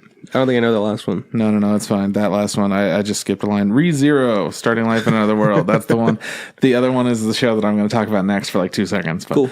Anyways, Goblin Slayer starts out. There was no trigger warning, and it got real bad real fast. We needed a trigger warning, bro. They put that on there. They were like, hey, this is highly graphic. This is like not chill shit. There will be disturbing images. Mm-hmm. So the show is about a man named Goblin Slayer. He has another name, but that's what he goes by. We don't know his other name. It's Orkbolg. No, I thought that's what Orkbolg is what they call him in like a folklore. Like they'll sing a song about him or whatever. Yeah, that's him. But I mean, his real name isn't that. Oh, no. Yeah, no, his real name is just like Friendo McGee. Yeah. Nixon. Yeah, exactly. So anyways, he fucking hates goblins. Why does he hate goblins? Goblins are just like the shittiest little guys. They're the easiest to kill. No fucking way, man. So we get to see this small group of adventurers. They're all first timers. And they go into this cave. They take a low level mission of killing goblins because they're goblins. How bad could they be? Goblins are like the lowest of the low for missions. But also slimes are lower. They pay a decent amount, and it's still like pretty low. Mm-hmm. It's like low enough for like beginning level adventurers. That's a mission you're allowed to take. Mm-hmm. but it's like the hardest of the beginning ones, Apparently. and that's what they don't tell you. Yeah. So goblins are these horrible little gremlin creatures that live in caves, and they murder for no particular reason. They will take the women, capture them, torture them, and rape them to make their kin. There are no female goblins, so they have to use humans to make goblin babies. Goblin babies, yeah. It's a whole fucked up thing. So these adventurers don't know all these details. They go into the cave. 3 of them are women or whatever. Yeah, I think 2 were women. Maybe it was 3, but I think it was 2. I think it was 2 and 2. No, it was like homie with a sword, Yeah. punchy chick, wizardy chick, Okay. and then the priestess. So it's 3 girls and a guy. Okay, well, anyways. Oh, you calling me a fucking liar? No, I'm just like, well, the point is, they get in the cave, shit goes wrong real quick. Oh, Goblin sneaks out from fucking nowhere. The dude tries to swing his sword, and he brought too big of a sword. He did not know how caves work. It was his first adventure. He hits the ceiling with his giant ass sword, and that gives a huge opportunity for the goblins to overwhelm him and kill him quickly. And they fucking do. Yeah, they fucking murder him right away. And then one of the women is immediately taken, and all of her clothes are stripped off, and they start raping her. Yeah. And it's just like 10 minutes and maybe less than that. Maybe less than that, yeah. Like one of them got shot by an arrow.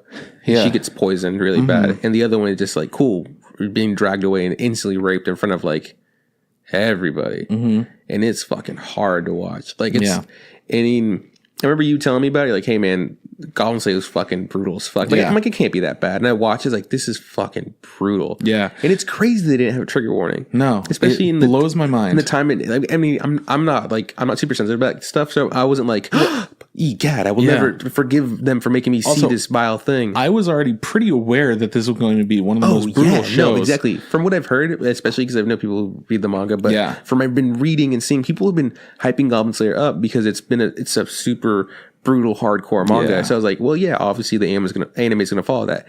Again, did not expect the first episode to quickly jump into that side of the fucking pool and be like, wow, this show is not fucking around. Yeah, so they establish really quickly that goblins are fucking horrible. You immediately understand Goblin Slayer kills goblins because goblins need to be killed. Goblins need to be got. Yeah. They're not the goblins from fucking Reincarnated like as a slime. Not even close. So as the priestess chick is trying to get out of there, do whatever she can, Goblin Slayer comes in and saves the day. And by that I mean she's okay, and she has soiled herself. I think she wet her pants from fear, and like he mercy kills the chick that got poisoned. Ugh, this is fucking brutal. Yeah, he essentially goes through and counts all the goblins that he has to kill. He kills everything. There's a little hidden pathway that they didn't see. That like the cave essentially is. There's a fork, but they were coming down one of the roads, so it looked like it just opened out into one large clearing. Yeah, they just didn't know what was going on. They got fucking overwhelmed. Goblin Slayer knows his shit. He is ready for it, and he's immediately just like, yep, there's shit back there. I already fucking know it. Caves, man, that's how they work. And he goes and kills everything, and then this priestess chick helps him in whatever way she can. And they form an alliance and they team up to kill goblins. I think it's so brutal because in that first one, they also they discover baby goblins. And the priest is like, do we have to kill them like they're babies? And he's like, you don't fucking get it. Like, I'm here to kill. My name's Goblin Slayer. Like, I fucking kill goblins. Like, all goblins are evil. These baby goblins will fucking grow up and kill and rape other people. Like, and the babies are like, no, please, like, nope. no. So he murders babies and shit. So so that's how the show starts. And you know what that's interesting is after that they did add a trigger warning, not a trigger warning, essentially a disclaimer at the beginning of everything. Every episode saying like, hey, this might not be suitable, blah blah. Super necessary. And also the show looks fucking great. I like the way it looks. That first episode, everything looked really good. It was all very dark. It's not the cleanest animation, but it looks really good. They put a high focus on the details of the outfits and making it all look realistic for the world that it's in. And we've talked about it. They do add 3D animation for specifically his armor in some scenes, which is a little odd. They don't do it often later. No, but they do it for sure near the beginning where it's like, totally see that coming up. You know? But anyways, he joins. We see that he's part of the guild. He's a silver class hero or whatever, or which adventurer, is pretty high rank for what he does, especially because he only takes goblin missions. Yeah. And like you said, he becomes friends with the priestess. He's like, okay, we'll be like a clan. Like she's like, what can you do? He's like, well, like I can do like heal and like shield essentially. Yeah. She has like, a couple of miracles, but she doesn't have much. He's like, cool, we can work with that or whatever. And so they do a couple missions, and then they get joined by an elf, a dwarf, and an elf ranger, a dwarf monk, and a what's it called? A lizardman shaman or whatever. And they get put on another mission to go kill more goblins because like they're looking for Goblin Slayer. That's what he does. Oh yeah, and Goblin Slayer is just like a dude with a sword. Yeah, I think his armor looks pretty cool, but everybody's always talking shit about him. They're like, they're like, look at his weak ass armor. It's so busted and smells and it's dirty. And it's like they give him so much crap, and he's just like, yeah, but Goblin Slayer is the reason for it being that way. Like, I'm just killing goblins. I don't need great armor for anything. He's also just killing goblins. He's also like, I need the mobility. I'm in a cave, and goblins have amazing sense of smells. So if my armor is dirty and smelly and smells like blood and shit like them, I'm gonna blend in. It's gonna be easier for me to. If I have shiny, clean armor, they're like, that doesn't smell right, you know? Yeah. So they have certain elements to it that are really good, that build the world in a way that feels unique to its own world. For sure. And it draws enough relatable elements to be like, oh, yep, makes sense. Okay, the logic's all there. I really like the episodes where we find out why Goblin Slayer is the way he is. It turns out that his village was attacked by goblins, and he is the only survivor, and he saw like, you know, the goblins like fucking brutalize his sister. So every atrocity, yeah. So it was horrible. And so that really like stuck with him, and now he's just like, look, my only mission in this world is to kill goblins. And so that's who he is. And that might be, it's interesting because like at first I really like this show. It's great. It's perfect. It's such a fun time. And then I just kind of lost interest because there's just other shows were better. You know what? It just kept being the same. Yeah, Reincarnated Slime was better. It had the same feeling, kind of like how Bananafish was just like the same thing. Every now and then Goblin Slayer would do something cool that was new. I was like, oh, great, I like this. 2 or 3 episodes for like 2 minutes, there was some real cool shit. And then it'd be like a couple episodes the same, and then like, okay, cool shit again. Like the last 2 episodes I really liked. Yeah, a horde of goblins show up to the farm that he lives and protects, and he gets the entire like the guild to help him. You know, it's because he's a solo guy. It took him some work to convince people because people usually don't like him. Yeah, but they all agree to help after obviously they're being paid, because that's the point. And we get to see this dope ass like hundreds of goblins being fought by like a big old bunch of warriors. And we see the bunch of like goblin champions, and he's fighting the Goblin King, I think, or or Goblin Lord, I don't know what it was, but it was really cool. I really liked the way that show ended. And also, Goblin Slayer gets his shit rocked all the time when he's not fighting a goblin, which I thought was great. Yeah, because like he fights I don't know what it was it an orc, like a big old orc thing in like or ogre or something. Yeah, something massive, and like he'd never seen one before because he's like, well, all I fight is goblins, you know. And he got also fucked up. Maybe it was like a hobgoblin or something of this world. I don't know. I don't remember what it was. It was massive though. Yeah, and they had like Goblin Champion as well, and just, you know, some different elements to the show to make it spicier. And then he had to use some special stuff, or they had to use like extra resources to do certain things. And there were some parts where it gets fucked up later on, but it never gets as fucked up as the first episode, which is super cool. One thing I want to say is super cool. But by the end of the show, Goblin Slayer has realized, hey, you know what? Maybe I don't want to be who I am. I've kind of plateaued. I'm stagnant. You know, I'm really good at killing goblins, but that's it. He sees other people. He's like, maybe I'll be an adventurer. Maybe I can become stronger and be like, because he sees other people in his guild do massive, amazing things. He goes like, that's awesome. I also want to do that. You know, I also want to be powerful. So if he can become stronger, he can just kill goblins even better, but he can also kill other things. Like, the whole time this story's going on, there's like some evil demon lord who is raising an army of all this stuff's going on. And I kind of assumed, I remember you talked about this. So like, I assumed like, well, cool. He's going to join up and help fight the demon lord.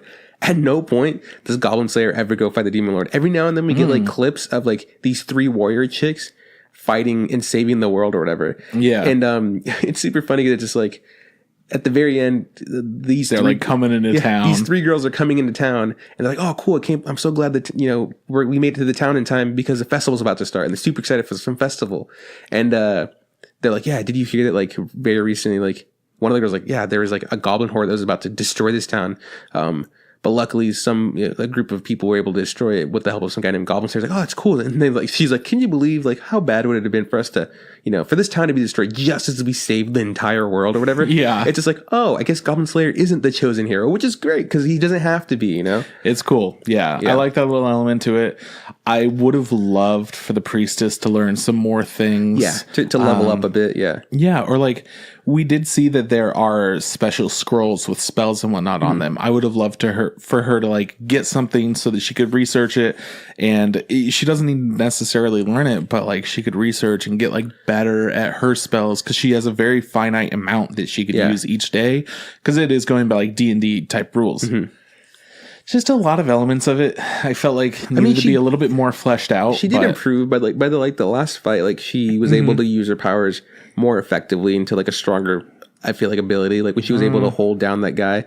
I mean, I get what you're saying. She's not like a lot better, but she's improved and she's not like as helpless as she was in the first episode. Yeah, well, clearly not. Yeah, she has improved in small ways. But that last fight, the thing that I got really excited about it because I loved what she was doing, and then I got really disappointed because it wasn't her idea to do it. Yeah. So it shows that somebody else has better mastery over her abilities than she does, obviously. Yeah, which for sure. Upset me. I was just like, come on, man. I want to see that progress. Yeah, I get what you're saying. So, let's see. What else I don't want to talk about? Okay, so that being the thing being said, like, like that first trigger warning thing that we missed, that the brutality of that first episode, it's fucked to say it, but I thought it was super cool that the show was like that dark, Oh yeah, and absolutely. The fact that we never really, I mean, there are bits where we see like naked women or like the implications of being raped and stuff like that, but we don't ever see other things that are like as fucked up in that universe. Like I thought it was gonna be like, I mean, it is a pretty dark universe. You thought it was gonna get darker and darker, and we were just gonna see some brutal massacres nonstop. And I feel like they peaked at the very beginning.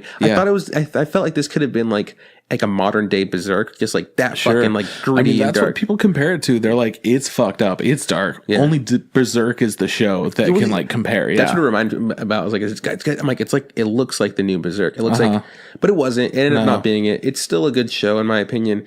It's for sure not the better of, if we were comparing it like apples and oranges against, Reincarnated as Slime. I like Slime a lot more. Yeah. There are just a lot of elements that the show does well, but not well enough, and it lacks in other fields. For sure. So initially, we didn't know that it was lacking parts because it doesn't show us enough, and then when it does show us those other parts that it is lacking, it's like, oh yeah, okay. We get it. There is more to this. You're just not delivering on it. Well, yeah. So it was fine. I don't think it's. I was hoping it'd be like the best show of the season. For sure, not close to being the best show of the season. No, but still an okay show. Yeah, I mean, going into it, we were both excited about it. This is still a show. If somebody was looking for something that was like more dark and gritty, I would refer them to this for this season specifically. Yeah, and just maybe in general, if they're like, it depends on the person, but this is a really good gritty fantasy show. So that's what there is. And then at the very end, like at the show, we saw a bit where it said like Goblin Slayer will return. It's like cool. So there is hopefully going to be more. So we're going to get more. Yeah. I do like the fact that they requested for him to take off his helmet, and we didn't get to see it. It was a real Kakashi kind of moment where it's like we kind of see a little bit of his chin. And I was just like, but from what we gathered, Goblin Slayer's fucking hot. Yeah, which I thought was the way that they did it was a little bit too goofy in that everybody was like, holy shit, look at how hot this guy is. So, even guys were like looking at him like blushing and whatnot. He's so hot. He's so hot. So yeah, it was a good show, but it wasn't great. And he fucks. Well, yeah. He's hot and he fucks. To be resurrected. He was dead, but yeah. He fucked two priestesses? Fuck, man. Yeah. I'm not living the life I should, man.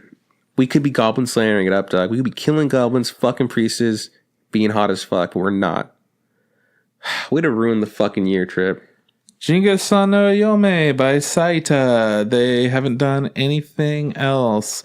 This is a show where it looks like some kind of like a Tumblr fan-made art kind of thing about these boys that are wives that marry aliens. It's like a few minutes long per episode, like 3 or 4 minutes or something. And it's a chill little time. I watched it. It's fine. It's just like a goofy ass, really short comedy show. And I feel like they have a lot of timing right for this. the studio can improve upon their animation and their character design and the story a little bit. But I think that they found a format that works. And if they keep at it, they can make something better. Okay, cool. So it's like it's a good place to start for them, like a good stepping stone or whatever. Yeah, exactly. So I don't really have much to say about it. It's very bizarre. There's a group of boys and they all become friends and they all have their wives and that's why they're friends. And some of them, like, they've got a llama alien wife. They have a husbands. Aren't they the husbands? They're the wives. I thought they were the wives. The guys were the wives. Yeah, the guys are the wives. So that means the aliens are the husbands. The aliens are the husbands. My bad. Yeah, and then they have this little fucking twin fairy. Sure, angel they're thing. Like cyclops angels. There's a little ball. I don't really know what it is. It's like a tiny looking animal thing with a big ol' dongus. I don't know what they're called, but the little like hats that are made out of straw that are like the pointed round ones, like the rice. Yeah, people that wear like in the rice fields. Whatever those hats are called. Yeah, I don't know what they're called either. There's one of those who wears one of those. There is what you think is a mummy, but it turns out it's an invisible thing that's wrapped up with a bunch of toilet papers and it has a face drawn on it. So like funny elements to it. Yeah. They have a lot of the right things, but it doesn't look that great. And the jokes don't always land, but really fun idea, really, really unique show. Overall, I think that they did really good for their first go, but it's not by any means something I would recommend. Really? So not even like, hey, check it out on a whim to me? I mean, if you wanted to look at it, like, go for it, but it wasn't. You wouldn't change my life. Yeah, like it's no crossing times or whatever. No, not even close. Okay, cool. Because crossing time so far is like the bar. That's the bar where I think of like these 3-minute long shows. It's got to be at least at that level. Oh yeah, for sure. So yeah, I don't have a whole lot to say about that. Fortunately, we have so much to say about Rascal Does Not Dream of Bunny Girl Senpai, made by Cloverworks. Cloverworks did Darling in the Franxx, Slow Start, and Persona 5 the Animation. Do you remember Slow Start? Yeah, that was the one about the girl who was like, she would go to this, she was like, have friends at the train station and they all gave her like some fucking thing for her phone. It was really shitty. Yeah, essentially. Do you remember it? Yeah. Yeah, it's not good. She had to go to school a year after everyone else did. So she missed out on making friends, yeah. But she was trying to like pretend like she wasn't older and she was trying to hide that fact because it's embarrassing to her. It's not a good show. No, it was not great. Cloverworks did that? Yeah. That bums me out. That was like their first thing. I didn't like that show. And I think that they were just given that. It wasn't necessarily like all them, but they were just given that. Darling in the Franxx, I didn't like parts of it, but I think they did some really, really good things. People hate on it way more than it deserves. I don't think it was fantastic. I liked it enough. There were some fantastic elements. There were some fantastic episodes. There's a bunch of good fan art. Yeah, and Goro is best boy. Just fucking good show. And Persona 5 the Animation, I wasn't a big fan of it just because it was essentially following the game exactly, but you don't get to play it, so it's a little bit less engaging, but it looked really fucking good. Yeah, cool. Yeah, good job. So Cloverworks, overall, they haven't done a whole lot yet, but their animation is clean as fuck, and now I trust them 100% because of Rascal Does Not Dream of Bunny Girl Senpai. For sure. Which we just call Bunny Girl. We call it the Bunny Girl Show. Yeah. So the reason we've talked about the show is because every week we would like talk about what we did for anime. In this show, he's come up like, dude, this show's solid. It's the best show of the season. Probably, yeah. Unequivocally, it's just the best. Best animation, best music, best characters, best story. For sure. In our opinion, yeah. I mean, it's going to be hard to decide what was the best of the overall year because this show is really good. This is up there. Yeah. This is a contender. So quickly, the show's about this boy and he lives in Tokyo or Japan or whatever. Yeah. And in this world, there's this thing called puberty syndrome. Yeah, or adolescence syndrome. I think it switches back and forth. So essentially what it is like, for some reason, people have these like really weird things that happen to them, and they're not unexplainable. They're not really specific. It can be like a bunch of things. So it's like this title of like puberty syndrome or adolescent syndrome is like very generically used to veil whatever can be happening. So his sister suffered from it. She had she was bullied online, and so one day she just kind of came home and she was just like covered in bruises and cuts and stuff, and unexplained where they came from. And he one day woke up with giant like claw gash on his fucking chest, and also couldn't be explained. So we've met him now, and he's in high school, and he sees one of his classmates, who's his older classmate. She's wearing a bunny girl outfit. It's kind of like the library. Yeah, it's kind of weird because like it just kind of starts off right there, right? And we're not really sure what to make of it. We don't know anything about the show. It says like, hey, here's some weird shit. Fucking get used to it. Look at this hot girl. Yeah, it's like, and you're just like, okay, hang on, hold up, slow your roll, bunny girl senpai. Do I look at the weird shit first, or do I look at the hot girl? You know, but we quickly learned that what it is our main character, this girl is an older classmate, and she is suffering from this syndrome, whatever. And the way it seems to be affecting her is people can't see her. They're forgetting who she is, and she used to be in television. She used to do like movies and commercials and TV dramas and stuff like that. And so the way she's been testing this is like she walk around in this bunny girl outfit because she's super hot. So like if she's wearing it, she's gonna draw some sort of attention. Especially like in such a a very like very like conservative society like Japan. Yeah. Someone's gonna say something like even some offhanded shit, like some old bitch would be like, oh, well, you need to put on a coat. Exactly, so this is so he sees her, and he's the first guy to see her in a while, and so she and him become friends. He likes her obviously because she's attractive, and then he starts liking her for other reasons, but that's kind of like the beginning of it. Yeah, and she just kind of deals with him because, hey, he can see me. Yeah. And they try to work together to figure out like what the extent of this her being disappearing is, and how to see if they can figure out how to like help it be reversed or whatever. Yeah. And our main character, he says a lot of tongue-in-cheek things. Oh yeah, very, very dry. Oh yeah. He's witty, and he over-sexualizes things as a joke, which is a little bit of truth behind it too. He's a smart character. Oh yeah, no, he's like the guy you wanted to be in high school, like a total badass with the ladies, but also kind of like an asshole, like with the ladies. But he's not actually an asshole. It's a weird thing. He's a cool guy. He's a great job at developing these characters. Oh yeah, no, he's for sure really interesting, and he's really mature. It's really nice to see a different take on the high school student, because a lot of the high school students we see in a lot of animes are very cookie cutter, very like the same. Like, oh, he's the ruffian, or he's like the goody two shoes. Like, so it's nice to see like, oh, he's kind of just like a witty dick. Nice, this is great. Man, I don't remember what shows people are combining to describe this character, but I think it's whatever his fucking face is from KonoSuba mixed with whatever his fucking face is from Monogatari. Nice, Joe. Yep. Yeah. So that's him. That's him. So what's interesting is like, so I get the basis of the show. Like, great, she's invisible. We got to figure out how to make her uninvisible. And turns out that there's a lot of heart behind it, and there is so many more elements that it introduces to you as you're watching it. What really surprised me was that by episode 3, that is resolved. Yeah, like the reason she is invisible is fixed, and she can now be seen by everybody. And it's like, wow. In my head, I was like, that was episode 3. I was like, wait, there has to be like 12 episodes of this, right? And in the intro, we see a bunch of different characters. We see other girls. We see other girls. We don't know what's going on with them. The intro is really good, by the way. Yeah, really good. Really solid intro. Good. And the outro is just Bunny Girl Senpai walking along the beach. Really good outro. Also a good outro. Great song. And it gets better as the series goes through. But so anyways. So lots of touching moments in the first 3 episodes. It has a really good resolve. You already love these characters. I love these characters. It's not even like I want to see more. It's like, no, I love these characters. I need to see more. And so I was like really worried. Like, wait, so episode 3 is done. This arc or this issue has been cleared. So what could they do next, right?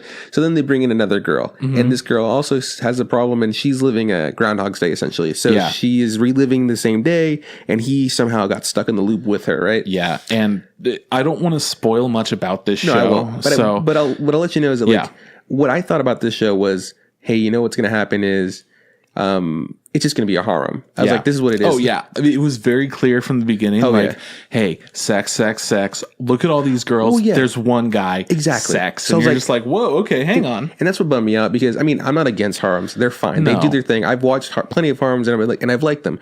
But for the most part I was watching this and being like, this is a really solid show. I really hope it doesn't turn into a harem. Yeah. And after seeing the episode 4 starts and we get introduced to a new girl, I was like, oh, fuck. It was like a big, I don't know what's going to happen. But my assumption was, because we watched plenty of animes, like, great, this is just going to be a harem. And every time an issue gets resolved, a new girl will come in and fall in love with our main character and all this stuff. gladly enough, I mean, that really didn't happen. No. Like, you know, there are other women characters and they're not all in love with our main character, which is a great, huge sigh of relief. Because it's like, so good. Not saying that if this was a harm, it would have been horrible, but I'm just glad it's not. Because like, it's like cool. Because now I can like, it's so much easier to recommend this to somebody who hasn't seen an anime and be like, hey guys, check out this show. By the way, every girl in this show wants to fuck this one dude. That's not the case, you know? So it's like, no, just a really good show. Yeah, start out. And this is one of those shows where you're like, oh, this show's amazing. Asterisk, this show looks like it'll be trash. It looks like it's going to be smut. The intro with the bunny outfit and the name is very misleading. So because misleading. It does come up, like, you know, that outfit does come up a couple more times in the show, but it is absolutely not the main focus. Like, no, and it shows up for good reasons. Yeah, and it's funny the reason it shows up. I mean, I was talking to Sierra's younger brother, and I think he's 19 or whatever, and we were talking about anime, and he's like, well, what's your favorite show this season? And I told him, easily this show, right? And he's like, and I was telling him why I really liked it, and then he goes like, oh yeah, he goes, I wanted to see that show, but my girlfriend doesn't feel comfortable me watching it because of the, you know, the bunny elements. I'm like, dude, honestly, it's not even an issue. Yeah, like you guys watch it together right now. Like Sierra likes it, you know, and I'm not saying that's like, oh, it's a big. I'm just saying like, a woman can like this show. Like it's not about getting your rocks off and being like, oh, you know, it's not me trying to live vicariously through this character. It's like, I wish every girl in high school wanted to fuck it's me. It's literally not about that in any way. No, but it's a solid show. And you know, as it continues, he meets other people with these issues and he has to help them get through them. Yeah. And they're all really interesting. Yeah. Everything's different. They draw from other things that have already been done. Some of them do, other ones don't. So it's got a lot of different things. Yeah. It's really interesting to see how everything's resolved, what's going on. You learn to love these characters, and it builds this huge family of characters that they don't necessarily always stick together.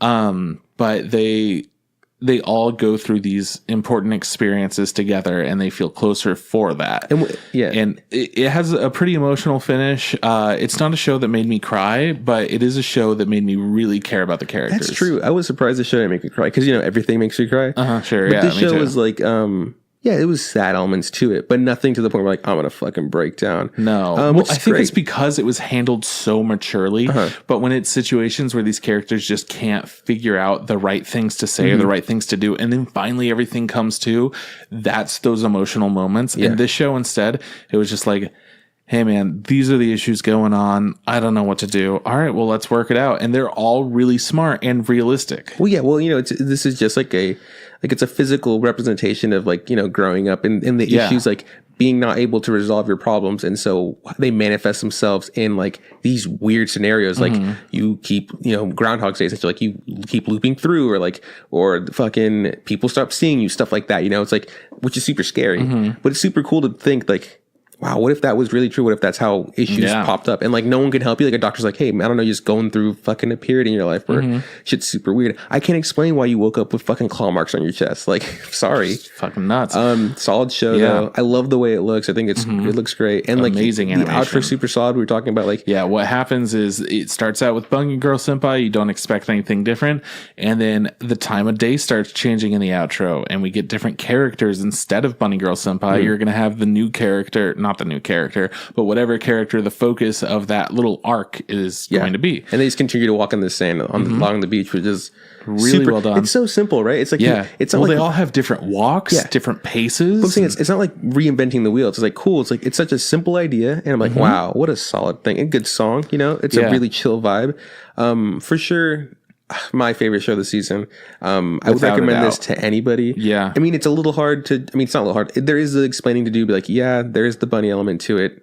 Get over it. It's not even a factor. Guess what? Can you handle the first episode? Because that's going to be the worst. Because she wears it for Goblin Slayer effect. She wears it for like maybe less than a minute. Yeah. And you're good or whatever.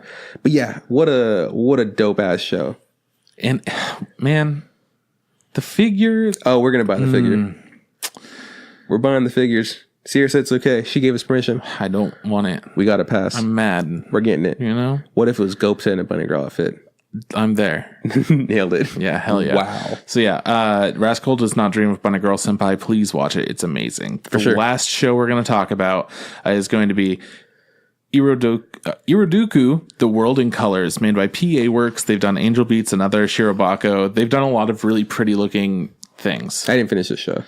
What? I didn't finish it. What? I'm sorry. How much did you watch? Like 5 episodes. Oh, dude, you got like almost halfway. I'm so sorry. I Yeah, thought it's I fine. could, and then You know what? you know, I figured, guess I what, figured man? you just ruin it for me. Go for it. All right, don't worry. So it starts out, and we know that there's magic in this world. There's some fucking wild ass fireworks going off in the sky. Yeah. They're all like 3D and spinning and have like beautiful colors and animations to it. Really cool. It turns out that this girl is from a family of, I guess, magic people. They don't really say like witches, I don't think, ever, but like sorcerers of some sort, mages, I don't know what the fuck, but they're just like regular ass people. The year's like 2050 or some shit like that, and they are this little magic shop family. Well, the youngest girl in the family, she can't see colors. She's having some conflicts. She's not a big supporter of magic. She doesn't want any part of that. She's just kind of like bland, depressed, doesn't have a whole lot going on. She gets sent back into the past by her grandma. Her grandma's like, hey, yo, dummy, go back into the past, hang out with me. Have a fun time, bitch. Yeah. And you're gonna get some inspiration. Hang out with me when I was a kid. It's gonna be dope. Sends her back. Shows up in some dude's room. She sneaks out of there. She's like, the fuck am I even doing here? And she finds the magic shop, which is really close by, and says like, hey man, this is my name from the future. I'm supposed to meet my grandma, who is this here. They're like, all right, it checks out. We're magic.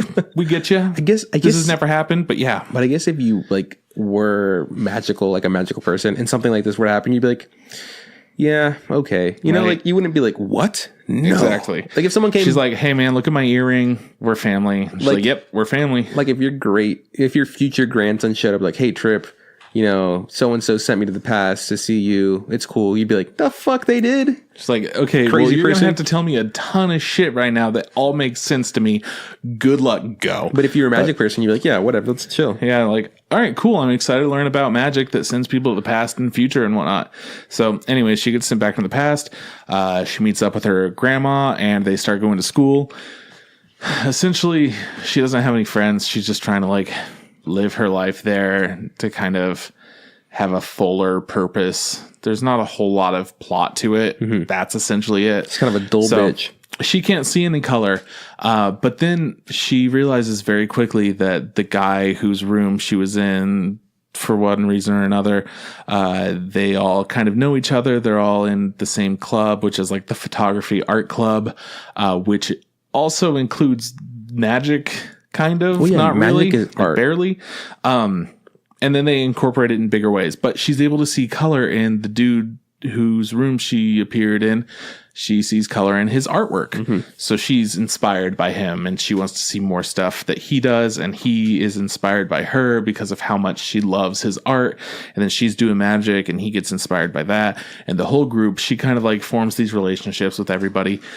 But honestly, it all felt lackluster. Boring as fuck. None of the characters had enough going on for me to care about it. It looked good. It looked fucking beautiful to start out. PA Works makes gorgeous work. Shirobako is one of the best looking shows that I've seen, and it's about making anime, so it makes sense. Angel Beats fucking blew me away when I first saw that because I hadn't watched much modern animation when I first started getting into anime again. I had seen like a few shows that looked really fucking good. And then I saw Angel Beats. And I'm like, oh, some of this is like so fucking cool and good. Yeah, just lots of really good animation from the studio. And it really shows here. They do a good job showing her perspective where everything's in black and white. She does black and white photography in the club, and she really finds a knack for that. One character develops a crush on her. She says like, hey man, no, I'm sorry, I'm not interested in you, but you know. Are we getting a love triangle thing going on? No, and then it's quickly just like, okay, well, I'm very glad that you told me. Like, I'm sorry if I made you feel uncomfortable. It was like a really natural thing. All the characters feel just like lackluster characters that don't have as strong connections as you would form in real life. Would you say they feel a little bit maybe colorless? Mm-hmm. Yeah, they lacked color for sure. Just overall, it was not an impressive show in any way. Cool elements of girl who doesn't really like magic from a magic family has to learn magic, and she finds like that inspiration to do stuff. But it all just, I don't know, man. They just so happen to be by this beach that's filled with all this magic sand. Why the fuck hasn't that been like fucking Why don't they have a huge amount of it at their magic shop? I don't know. Wouldn't they just send somebody down there to like go get stuff for them? Wouldn't they be like, here, I'm going to hire you. Please go get me all this sand. Maybe Thank you. Maybe you can only take a pocket of magic at a time. No, so they had like everybody on the beach fucking getting as much magic sand as possible for this big old magic event where she gets sent back into the future. Couldn't tell you. It was dumb. They realized like, fuck, we don't know how to send her back. We'll just kill her now. And then after a little bit of research, they're like, we figured it out. No biggie. All we have to do is use everyone's love for each other and say a big goodbye, and then we'll send her back into the future. That's sweet. Yeah, sure. Well, you wouldn't send me to the future with your magical love? I would if you wanted to. Nice. I mean, you don't have to. Just knowing that you would is enough. Yeah, of course I would, man. I fucking don't want you here. Well, that hurts. But I want you in the future. That feels a little bit better. Like, I want you to stay young. So, like, if I have to be like, all right, bye, Juan. It's like freezing you. Like, if I had to freeze you for like 20 years, and then I'm like, ooh, Juan's coming out. Just as pretty as the day left, you know? I don't want you here because I know that just means you're going to age. Okay, I don't know how to feel anymore. Yeah, I don't want you to feel anything. That's the whole way that I felt about this show. Is that I didn't know how to feel about anything that happened. Oh, man. The coolest part of it was they discovered this magic that allows you to enter a painting. So they had Painting Boy paint up a picture of like a bunch of fun little lands and whatnot. So it was like a more fun theme park type thing to explore. And they all went in the picture and were like, this is fucking cool. We did it, you guys. Oh, it's neat. And then the picture boy finds Magic Girl, the one that doesn't like magic, in this room, and she's like drawing a shitload of pictures and scribbling stuff out. And he's like, hey man, like, what are you doing? She's like, nothing's good, nothing could work. And then he tries to help her out, and she's just like a little kid scribbling stuff. And it was like this oddly dark moment that I feel like wasn't addressed well at all, because they didn't do much with it. And I felt like that was the most interesting part. I'm like, oh, fucking cool. They get to go into paintings. That's like really neat. And what they're doing for their like school festival, you know, they've got like cafes, they have the little horror classroom. There are all different kinds of things. So like you do the spooky, scary walkthrough of the, what are they called? Haunted house. That's the one. Not horror classroom. Horror classroom is great. Yeah, and then they come to like the magic painting thing, and they have all these people in a room, and they're like, all right, guys, you're gonna go in this painting. It's gonna be super dope. We just gotta say a little chanty, blah blah blah, bah, and then everyone goes away. And they're like, all right, I hope they have fun. Whatever. Let's just hang out here. Boo, boo, boo. And then they come back and everyone's like, that was fucking incredible. And that was the best part, is just that whole element. But that was such a small part. I don't know, man. I felt like it didn't deliver on any fronts. It had a lot of cool concepts. It didn't have any cool characters. It just didn't land. The most interesting character was her grandma in the past. It sounds like, this was your favorite show of the season. Favorite show of the season, absolutely. Nice, calling it. Okay, man. Well, is that all? That's all. Cool, man. Well, that was our wrap-up of the 2018 fall season of anime. Uh-huh. Nice. Do you remember what we didn't watch? I dropped Kurenai. Kurenai, we were excited about it. Kyoto Animation was doing it. It was boring. It came out a little bit later. It looked None good. of the characters matter. It looked good. The animation wasn't good enough. We were already committed to other shows. I thought it would be a little more fun, and it wasn't. What else did I drop? I guess I dropped the sumo show technically. Mm-hmm. I liked the sumo show. I just, there's other things to watch. I for sure thought you were going to watch more of that. I was pretty surprised that you didn't. Yeah, I think Sierra watched all of it. Yeah, it's okay though. I still didn't watch any more Black Clover. I gave up. They're on episode 64 right now. Damn. And they said they were going to do 50 episodes. They lied to us. Still feeling a little bit hurt about that shit. We've never been into JoJo, so we didn't watch that ever. Yeah. We didn't continue with Persona 5 at all, so that was going on. I know Sierra watched Radiant. Yeah. So that's good for her. Sword Art Online, Alicization. Neither of us watched that, but I heard that this one is like the first arc of Sword Art Online. Someone told me that there's a real big old Goblin Slayer moment in this one. I was like, oh, really? Like, yep. I was like, cool. I mean, that's kind of the way that Sword Art Online felt at first, where it was like, wait a second, everyone's fucking dying. Like, the second that the guild dies, it blew my goddamn mind. That was pretty gnarly. Yeah. I wanted to watch Alicization. I was going to, because I knew it was following Kirito, so it was like, it was a departure from, the Gun Gale Online, which we saw earlier in this year, right? Yeah. But I did know. I mean, you did make me kind of feel weird about not watching the stuff before, so I was like, maybe I guess I won't watch it. I'll check it out eventually, I think. I think it is one of those things that you can't just like pick up and watch it, but it still seems really weird that that's the case. You know? Is that all? Yeah, I think that's it. I mean, obviously, there's more things that came out this season, but those things we didn't even bother to touch. We didn't watch anything on High Dive, for example. They were all trash. Yeah. I'm trying to look at like more stuff, but there was just a lot of things that we wound up dropping, so we didn't actually have a whole lot to discuss this wrap up of anime. And surprisingly, we've been here for 2 hours. Yeah, true. Cool, man. Well, I know next week we're doing Kyle's trash show. He's going to be talking about the worst show that came out this season, and he's really excited. It's going to be. I think it's My Sister, My Writer. So he's really stoked to talk about it. Which is funny because Kyle usually kind of dreads this show, even though he's the one that came up with it. Yeah. But he's really pumped to talk about this show because it was such a unique experience. Yeah. So I'm excited to talk about that next week. For sure. The other show that I dropped, just as a reminder to you as well, because people loved it, is SSSS Gridman. Oh, yeah, no. Remember that. Apparently the last episode was really powerful and people loved it. And, you know, we talked about it like a week or two ago, how they put out a message of like, hey, take care of yourself and love yourself. It's really important to take care of your own personal like health and well-being in mind.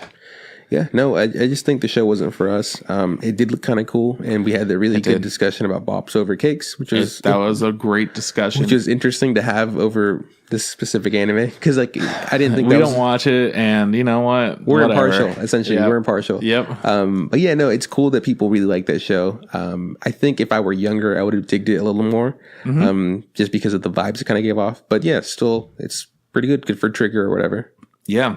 Watch Bunny Girl Senpai. Yeah, probably our favorite of this. I mean, for sure our favorite of the season. I think it's for sure worth watching. Cool. Okay, so next week I said we're in Kyle's Trash Anime. Thank you to Turvy Tops for doing our logo because she is the best. Truth. Thank you to Tom Nasser, who we just recently saw, and we kicked his ass at Smash Bros. For doing our theme song.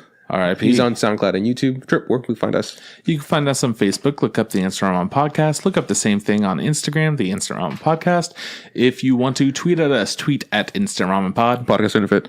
You could go ahead and send us an email, instagrampodcast@gmail.com. Tell us how we're doing. Tell us how you're feeling. Tell us what you want us to talk about. You know, you got any good recommendations for some live action trash? Are there any really cool anime movies that you've seen? Any series that we should maybe check out again that we might have dropped? Are we doing New Year's resolutions? Do you have a resolution this year? No. Yeah, me either. Dude, new year, new me. Yeah, send us your New Year's resolutions. I don't want to take past me's resolution. We want to hear what your resolutions are because we don't have them because we're perfect. Yeah, give new me a resolution that old me didn't want. Cool. Okay, well, that's the show. This is Bye from Juan. See you around from Chris. Hey, Trip, don't forget. Just add hot water.